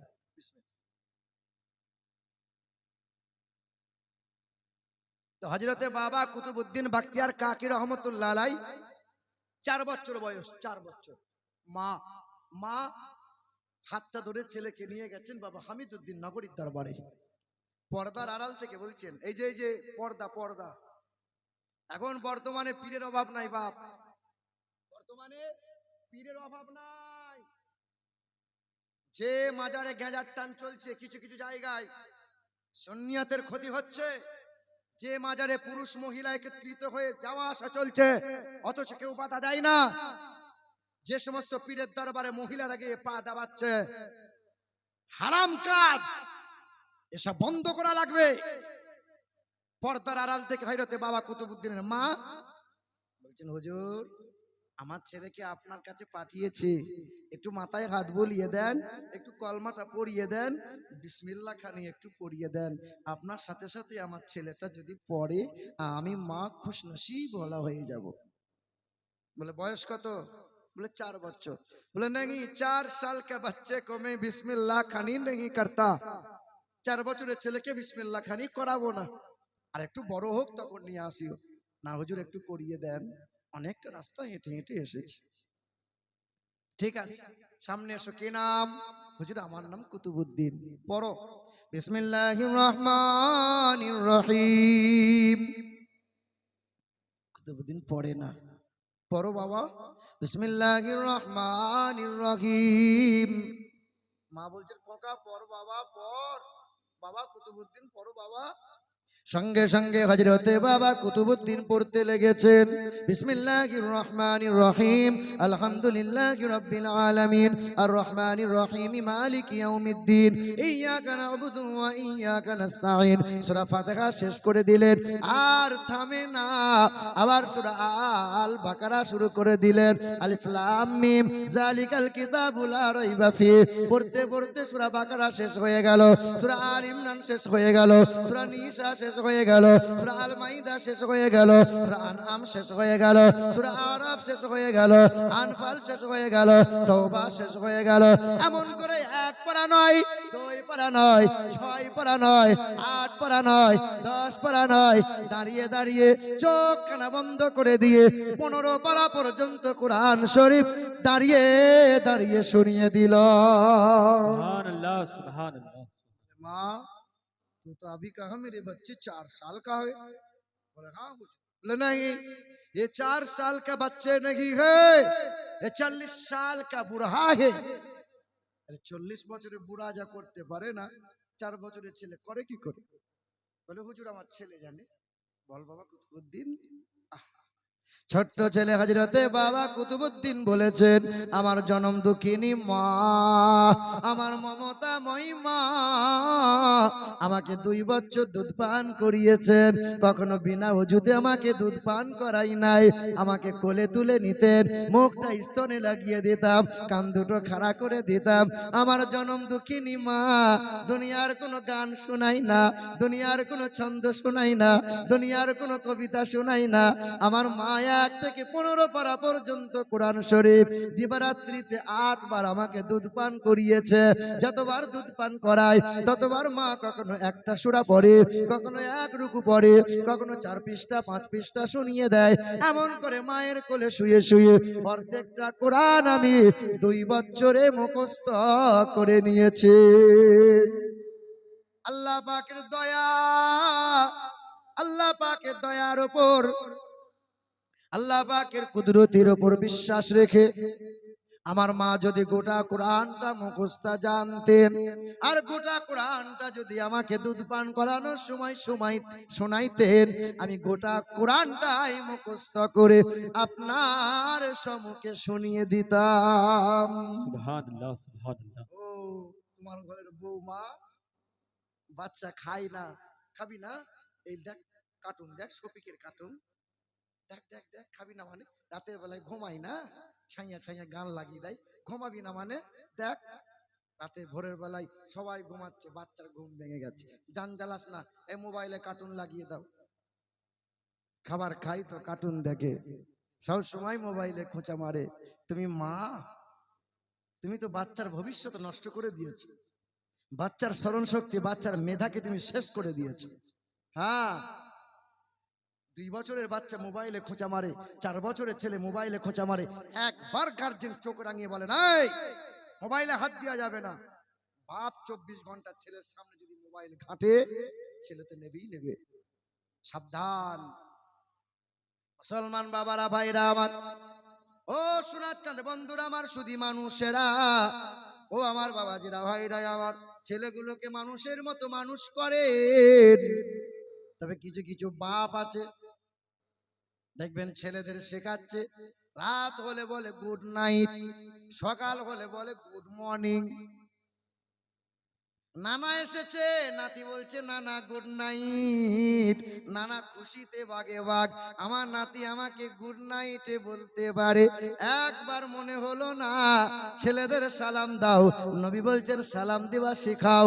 বাচ্চাগুলো সালাম দেবে, মাগুলো বাচ্চাদের সালাম দেবে, ছেলেরা বাপকে সালাম দেবে, বিবি হয়ে স্বামীকে সালাম দেবে, স্বামী হয়ে বিবিকে সালাম দেবে, নিজ ঘরে প্রবেশের সময় সালাম দেবে, অন্যের ঘরে প্রবেশের সময় সালাম দেবে। চলমান ব্যক্তি বসমানকে সালাম দাও, বসমান ব্যক্তি চলমানকে সালাম দাও, আওয়াম ব্যক্তি ওলামাদেরকে সালাম দাও, ছোট মানুষরা বড়দেরকে সালাম দাও। নবী আবার বলেন, সালামের আদান প্রদান করবে যারা বেশি, মুসলমান মুসলমানের সাক্ষাৎ হবে। সালাম সালাম সালাম। আল্লাহ পাক বলেন, সালামুন আলাইকুম তিবতুম ফাদখুলুহা وقالوا الحمد لله الذي صدقنا وعدا। আল্লাহ পাক রব্বুল আলামিন জানিয়ে দেন, দুনিয়ার জমিনে সালাম আদান প্রদান করবে যারা বেশি, হাসরের ময়দানে আল্লাহর বান্দা বান্দিরা সালাম পেয়ে সংবর্ধনা পাবে, হাসতে হাসতে রহমতের জান্নাতে যাবে। ইল্লা কিলান সালামান সালামা, সেখানে সালাম আর সালাম পাবে, অশান্তি তারা কখনো পাবে না। আপনার ছেলেকে বিএড করান, বিটেক করান, মিশনে দেন, ITI করান, ইংলিশ মিডিয়ামে পড়ান, অসুবিধা নাই, কিন্তু ইসলামের কালচার রাখতে হবে। কোরআন ও হাদিস যদি আপনার ছেলের বুকে না থাকে, তো আপনার ছেলে ভবিষ্যতে ইঁড়ে গরু তৈরি হবে। My challenge. হ্যাঁ, আপনার এলাকায় অনেক হাফেজ সাহেব আছে, অনেক মৌলভী সাহেব আছে। একজন হাফেজ সাহেব, একজন মৌলভী সাহেবের নাম বলেন তো, যে হাফেজ সাহেবটা মাঝে মধ্যে বাজারে গিয়ে লটারি কাটে, ওই হাফেজ সাহেবটা মাঝে মধ্যে সুদের কারবার করে।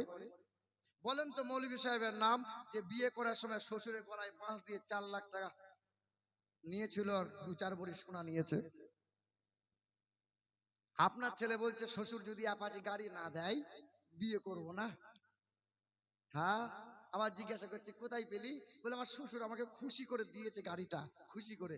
তো শ্বশুর তো জীবনে ভিখারিকে 10 টাকা খুশিতে দান করে না, তোকে খুশি করে কি করে দিল? হ্যাঁ, আদেশ করিল আল্লাহ, মানে এটা না বললে আমার মন মানে শান্তি পায় না।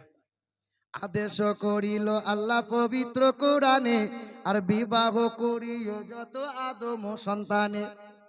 কোরআনে আদেশ আল্লাহ যদি না করিত, আরে মানুষের বংশ সব ধ্বংস হয়ে যেত। যারা মনে মনে ভাবছেন যে ছেলে বড় হয়েছে, ছেলেকে রে গরুর মতো বিক্রি করে দেবো, আপনাদের এদিকে ছেলের বিয়েতে টাকা পয়সা নেয় না, আর আমাদের বর্ধমান ডিস্ট্রিক্টে 2-4 লাখ টাকা না হলে এরে গরু বিক্রি হয় না। আদেশ করিল আল্লাহ পবিত্র কোরআনে, আর বিবাহ করিও যত আদম সন্তানে।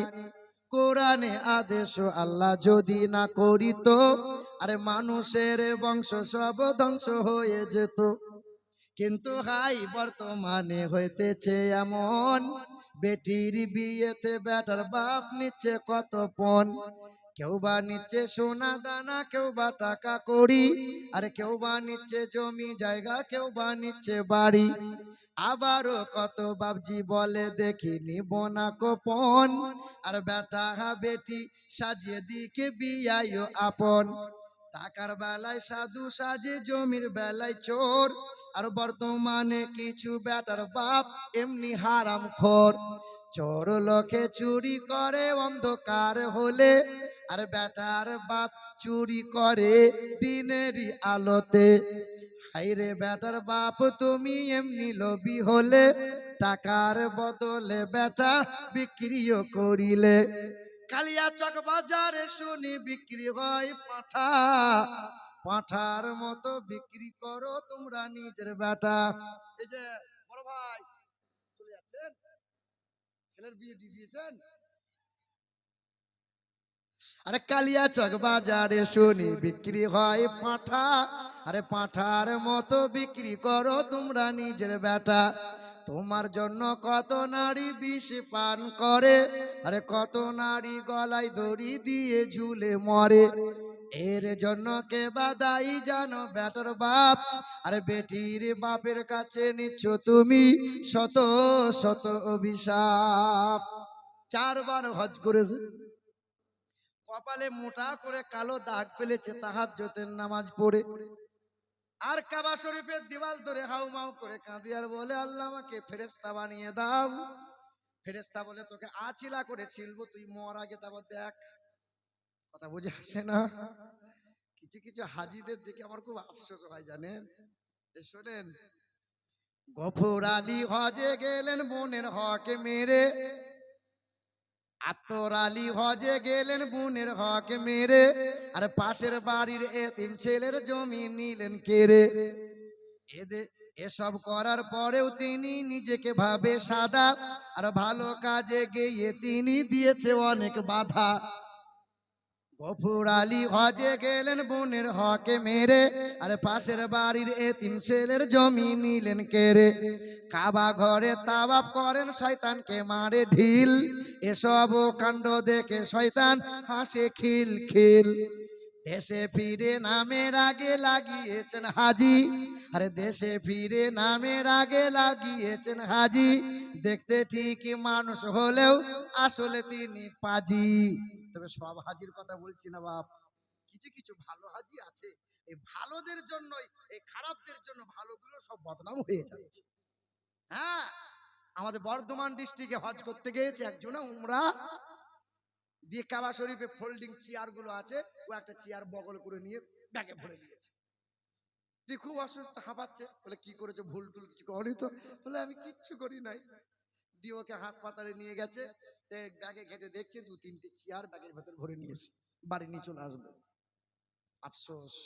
মুসলমান বাবারা ভাইরা আমার, আপনার পায়ে হাত রেখে বলি, মানুষের সাথে জড়িত বাপ। 4 ভাই, 10 বিঘা সম্পত্তি, বাপ মারা গেছে। যে 4 ভাই মিলে ভাগ বন্টন হচ্ছে, আপন বোনটা ছুটে এসে বলছে, বড় ভাই আমার সম্পত্তি দেবে না, আমার সম্পত্তির অংশটা কই? তখন এই বড় ভাই বলেছিল, "এই, তুই কি নিবি রে? তুই আমার ঘরে বেড়াতে আসবি না, সম্পত্তি ভাগ নিয়ে যাবে।" বড় ভাই এখনো পর্যন্ত বোনের সম্পত্তি ভাগ করে ভোগ করে করে খাচ্ছে, চাষ করে করে খাচ্ছে।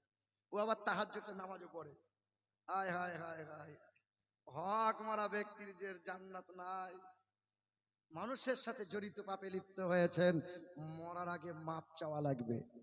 আপনাদের গ্রামের ইমাম সাহেব দেখবেন যখন জানাজা পড়ায়, ওই জানাজার আগে বলে না যে কুদালের বাপ মরে গেছে, গো লোক ভালো, যদি ভুল ত্রুটি করে থাকে সবাই আল্লাহর আস্তে মাফ করে দাও। তখন সবাই তখন বলে আল্লাহর আস্তে মাফ করে দিলাম। ওই মজলিসে মেয়ের বাপ দাঁড়িয়ে আছে, আর মেয়ের বাপ তখন বলছে, আল্লাহ, এই বিয়াইটা আমার মেয়ের যখন বিয়ে হওয়ার সময় ছিল তখন বিয়াই বলেছিল 4 ভরি সোনা লাগবে আর 2 লাখ টাকা লাগবে। টাকা পয়সা ছিল না, জমি জায়গা বন্ধক দিয়ে টাকা দিতে হয়েছিল। 1 ভরি সোনার 6 মাস দিতে দেরি হয়েছিল বলে আমার মেয়ের সংসার হয় নাই। দিয়ে বড় হুজুর জানাজা পড়িয়ে ওকে জান্নাত পাঠাবে। জান্নাত নানির বাড়ির গোয়াল ঘর। আফসোস, এখানে যারা বসে আছেন বাপ, নামাজ পড়তে পারেন নাই, নামাজ পড়েন, ঠিক মতো পড়তে পারেন না, আল্লাহর কাছে মাপ চান, আল্লাহ মাফ করবে। রোজা রাখতে পারেন নাই, মহান মালিকের দরবারে মাপ চান, আল্লাহ মাফ করে দেবে। শুনে রেখে দেন, যারা মানুষের সাথে জড়িত পাপে লিপ্ত হয়েছেন, দুনিয়ায় বেঁচে থাকতে আপনাকে মাপ চাওয়া লাগবে। আচ্ছা বলুন, আপনার এলাকার কোনো মানুষ যখন মারা যায়, শেষ গোসলটা এই নদীর ধারে হয় না বাড়ির উঠানে হয়? আবার পর্দা করে হয়, কাপড়টা ঘিরে দিয়ে, বেপর্দায় করা যাবে না। আচ্ছা বলুন, সারা জীবন বেঁচে থাকলো, জাঙ্গিয়া পরে বেশরমের মতো গা ধুলো, লজ্জা শরম করে না, আর মরার পরে বলছে পর্দা করতে হবে। যে পর্দা বেঁচে থাকতে করতে হয় না, মরার পর? বলেন বলেন। জানাজার ময়দানে ইমাম সাহেব ভাড়া করা আমার মতো ইমাম সাহেবকে দিয়ে মাপ চাওয়ানো হচ্ছে। মাপ মরার পরে হয় না, মাপ যে বেঁচে থাকতে চেয়ে নিতে হয়। কথা বলেন ঠিক কি না? একবার দরুদ শরীফ পড়ি, আল্লাহুম্মা সাল্লি আলা سيدنا مولانا محمد وعلى آل سيدنا মাওলানা মুহাম্মদ। দরুদ পড়ো, দরুদ পড়ো ও মুমিন মুমিনাত। আরে দরুদ বিনে হাসর মিজানে নাজাত কে হই পাইবা না। আল্লাহুম্মা সাল্লি আলা سيدنا مولانا মুহাম্মাদ ওয়া আলা আলি সাইয়্যিদিনা। مولانا মুসলমান বাবারা, ভাইরা আমার, যখন ভারত পাকিস্তান বাংলাদেশ এক ছিল, ওই সময় একজন বেঈমান আমার নবীর চরিত্র নিয়ে একটা বই লিখেছিল, আমার নবীকে অপমান করার জন্য একটা বই লিখেছিল। বইটা প্রকাশ হলো, বইটার নাম দিয়েছিল রঙ্গিলা রসুল। কি নাম? রঙ্গিলা রসুল। বইটা লিখলো যে ওই ব্যক্তিটার নাম ছিল রাজপাল। আমার নবীকে লম্পট বলেছিল, আমার নবীকে চরিত্রহীন বলেছিল। বেঈমান কাফেরেরা আমার নবীকে জাদুকর বলেছিল, আমার নবীকে পাগল বলেছিল, আমার নবীকে কবি বলেছিল। কিন্তু আমার নবীর চরিত্র নিয়ে কোনোদিন আঙুল তোলে নাই, কারণ তারা জানতো চাঁদে দাগ আছে, নবীর চরিত্রে কোনো দাগ নাই। বলে সুবহানাল্লাহ। سبحان الله बहुत खूब। শোনেননি যে মক্কা শহরে যখন বেঈমানরা নবীর নামে পাগল জাদুকর বলে অপবাদ দিতে লাগলো, একটা বুড়ি মহিলা পুটুলি বেঁধে নিজের এলাকা ছেড়ে পালিয়ে যাচ্ছিল। আমার লেখা কবিতা। মক্কা মরুর তপ্ত পথে চলছিল এক বৃদ্ধা জন, আরে মস্ত বোঝা মাথায় ছিল, কাঁপছিল তার 2 চরণ।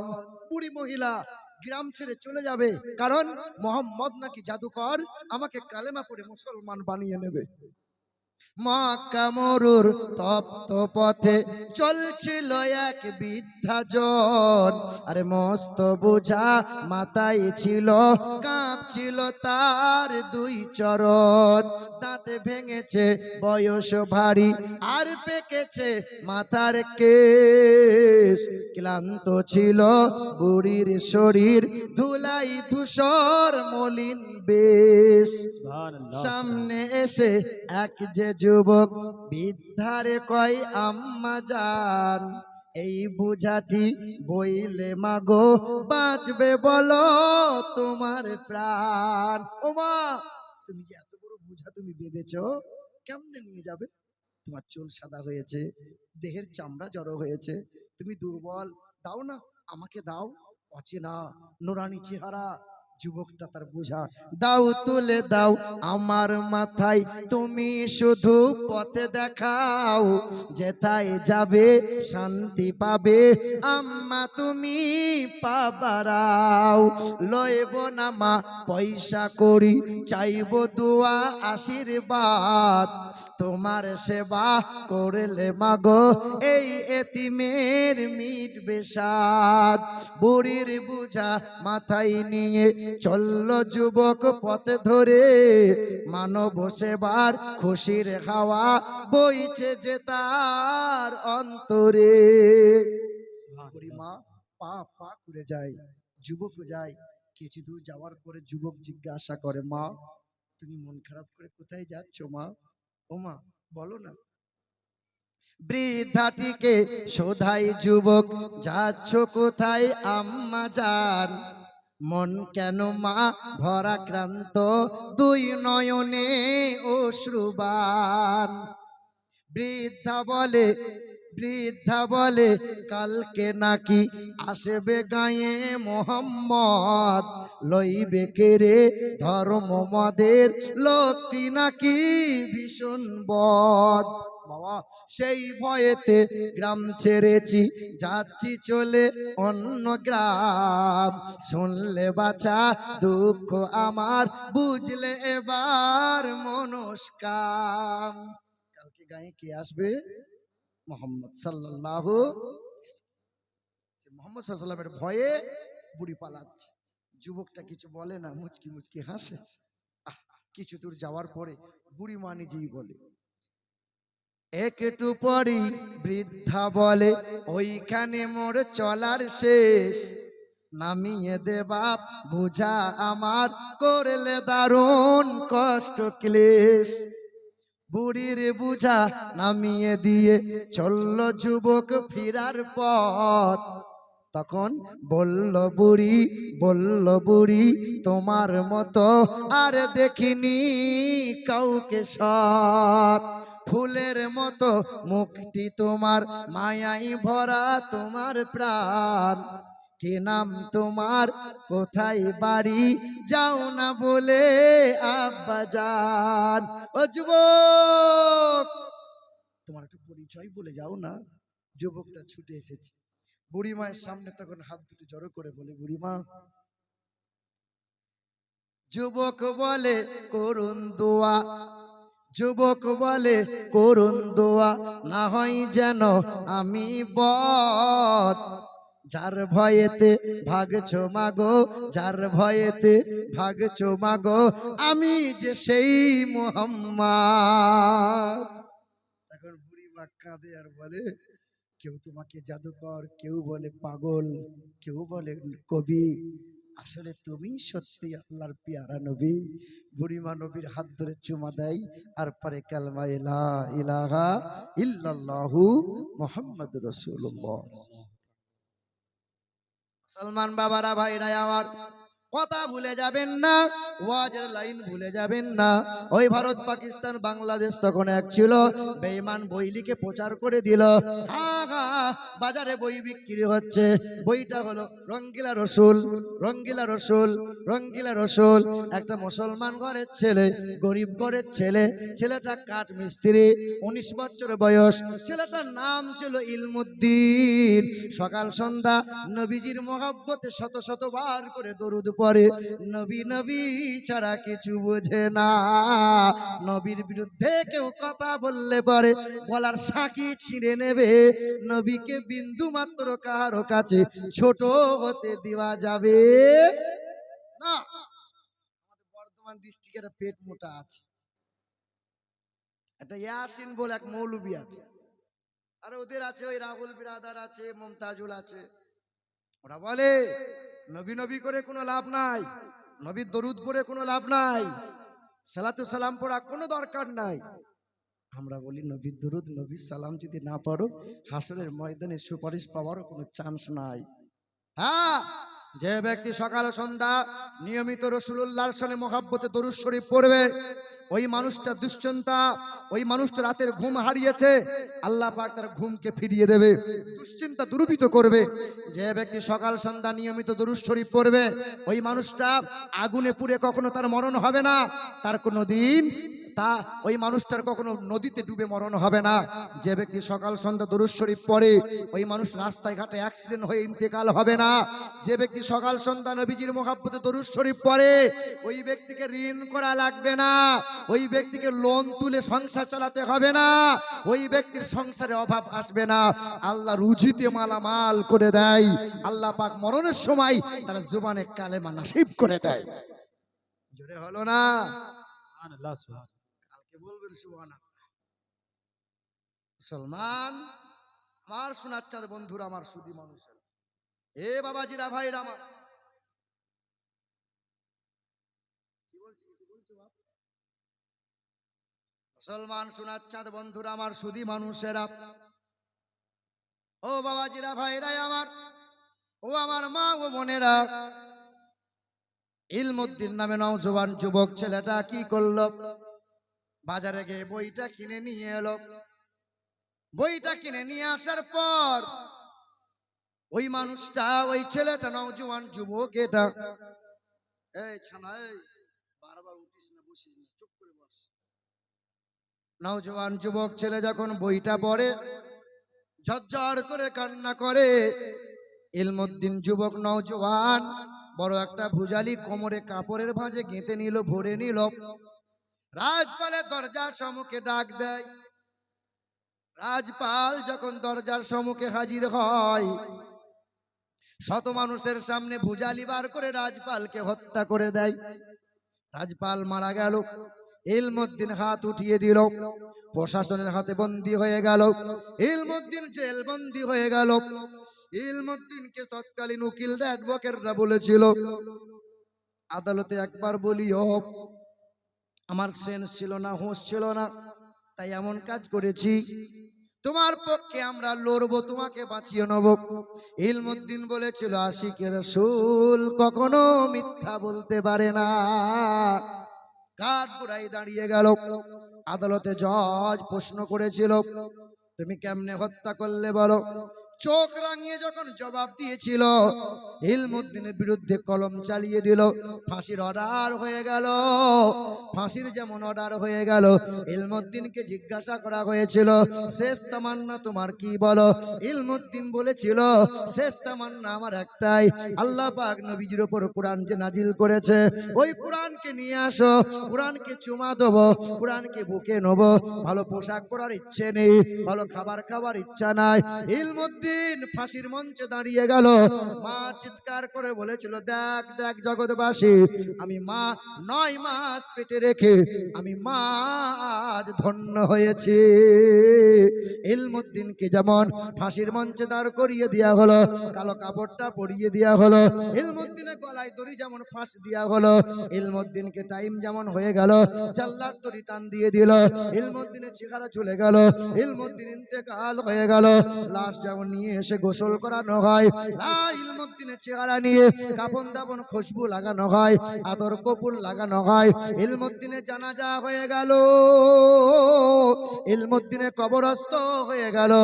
1 মাস চলে গেল, হাহাকার নেমে গেল, 2 মাস কেটে গেল, কয়েক মাস মাস পার হয়ে যাওয়ার পরে সরকারি অনুমোদন পেয়ে প্রশাসন দাঁড়িয়ে থেকে ইলমুদ্দিনের কবর খনন করা হলো, ইলমুদ্দিনের লাশটা তোলা হলো, ইলমুদ্দিনের লাশ পোস্টমর্টম করা হবে। ইতিহাস সাক্ষ্য দেয় হাজার হাজার মানুষ চামড়ার চোখে দেখেছে রে মুসলমান। ইতিহাস সাক্ষ্য দেয় ইলমুদ্দিনের চেহারা কয়েক মাস অতিক্রম করা হয়ে গেছে, লাশ যেমন তোলা হয়েছে, যেমনকার সুগন্ধি ছিল তেমন তার চেহারা দিয়ে সুগন্ধি বার হয়, যেমন কাপড়ে কাপড় পরানো হয়েছিল তেমন তার কাপড় রয়ে যায়, ধুলা লাগে নাই, মাটি লাগে নাই, পোকামাকড়ে তার দেহ ছুঁই নাই, পশমগুলো উঠে যায় নাই, চামড়াগুলো খসে যায় নাই, চুলগুলো পড়ে যায় নাই, নখটা উঠে যায় নাই। আল্লাহর বান্দা যারা, আশিক রসুল যারা, নবী পয়গম্বর রসুল যারা, শহীদান যারা, আল্লাহ পাকের ওলি বান্দা যারা, হাফেজে কোরআন যারা, তাদের দেহ মাটি কখনো ছুঁইবে না, তাদের দেহ নোংরা হবে না, পোকামাকড় কখনো ছুঁইবে না। বলি সুবহানাল্লাহ। সুবহানাল্লাহ, সুবহান। চিকিৎসা বিজ্ঞানরা বলে যে মানুষ মারা গেলে 6 দিন পরে নখগুলো খসে যায়, 9 দিন পরে চুলগুলো পড়ে যায়, 17 দিনে পেটগুলো ফেটে সব চূর্ণ বিচূর্ণ সব ছড়িয়ে ছিটিয়ে যায়। তাই কোন এক কবি বলেন 6 দিন পরে নখ খসে যাবে, 9 দিন পরে চুল, 6 দিন পরে নখ খসে যাবে, 9 দিন পরে চুল। আরে কবর গাগের সামান নিতে কইরো না কেউ ভুল, কবর জায়গা ভালো নয়, কবর জায়গা ভালো নয়, আমল দিয়ে কবর গৃহ সাজিয়ে নিতে হয়, কবর জায়গা ভালো নয়, কবর জায়গা ভালো নয়। नारे तकबीर, नारे रिसालत, नारे रिसालत, दारान। नारे हैदरी, একটু উঠে দাঁড়ান। नारे हैदरी, नारे हैदरी, नारे तकबीर, नारे रिसालत, नारे रिसालत, हजरत अल्लाह मौलाना मुअज्जिम हुसैन कलीमी साहिब किबला, नारे तकबीर, नारे रिसालत।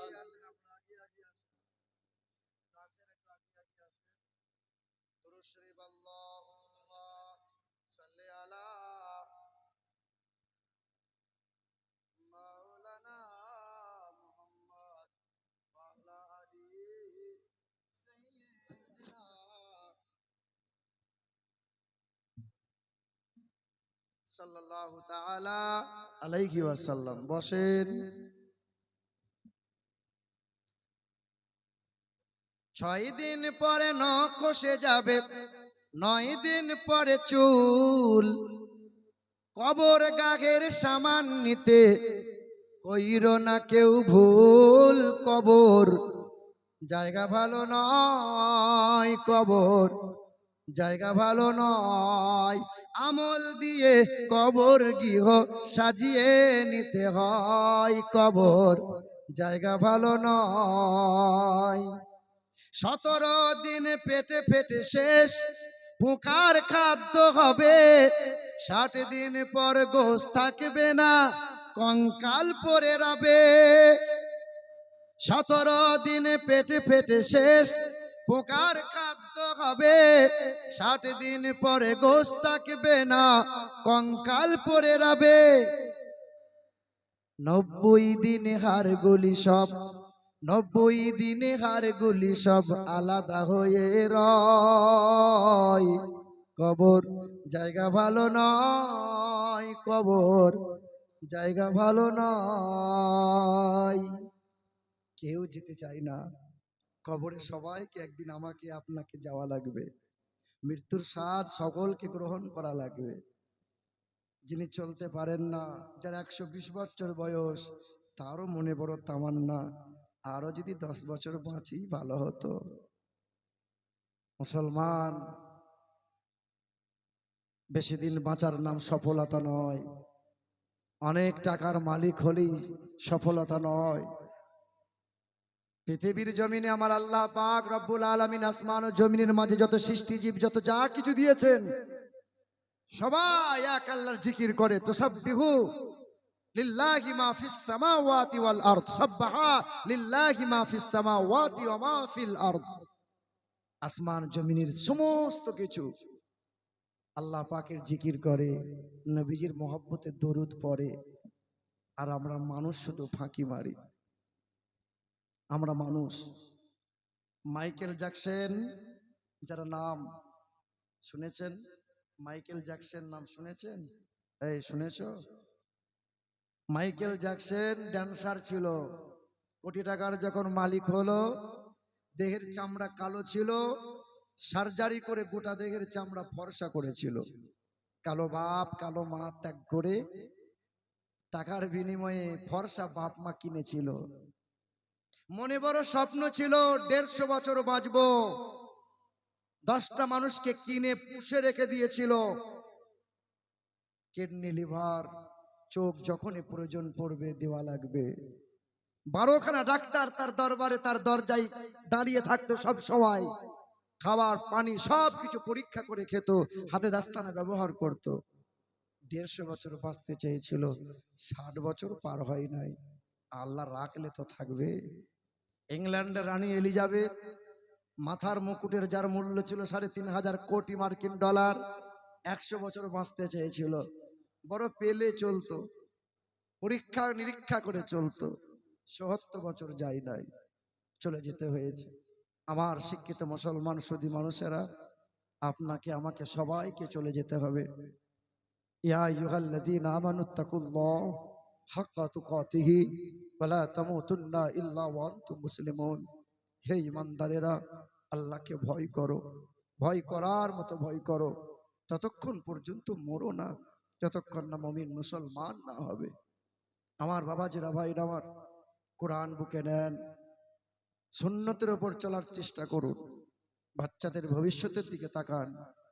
প্রতিটা মাদ্রাসা, প্রতিটা মসজিদ দেখবেন মসজিদে মার্বেল হয়, মসজিদে এসি লাগানো থাকে, মার্বেলে অসংখ্য পাখা থাকে।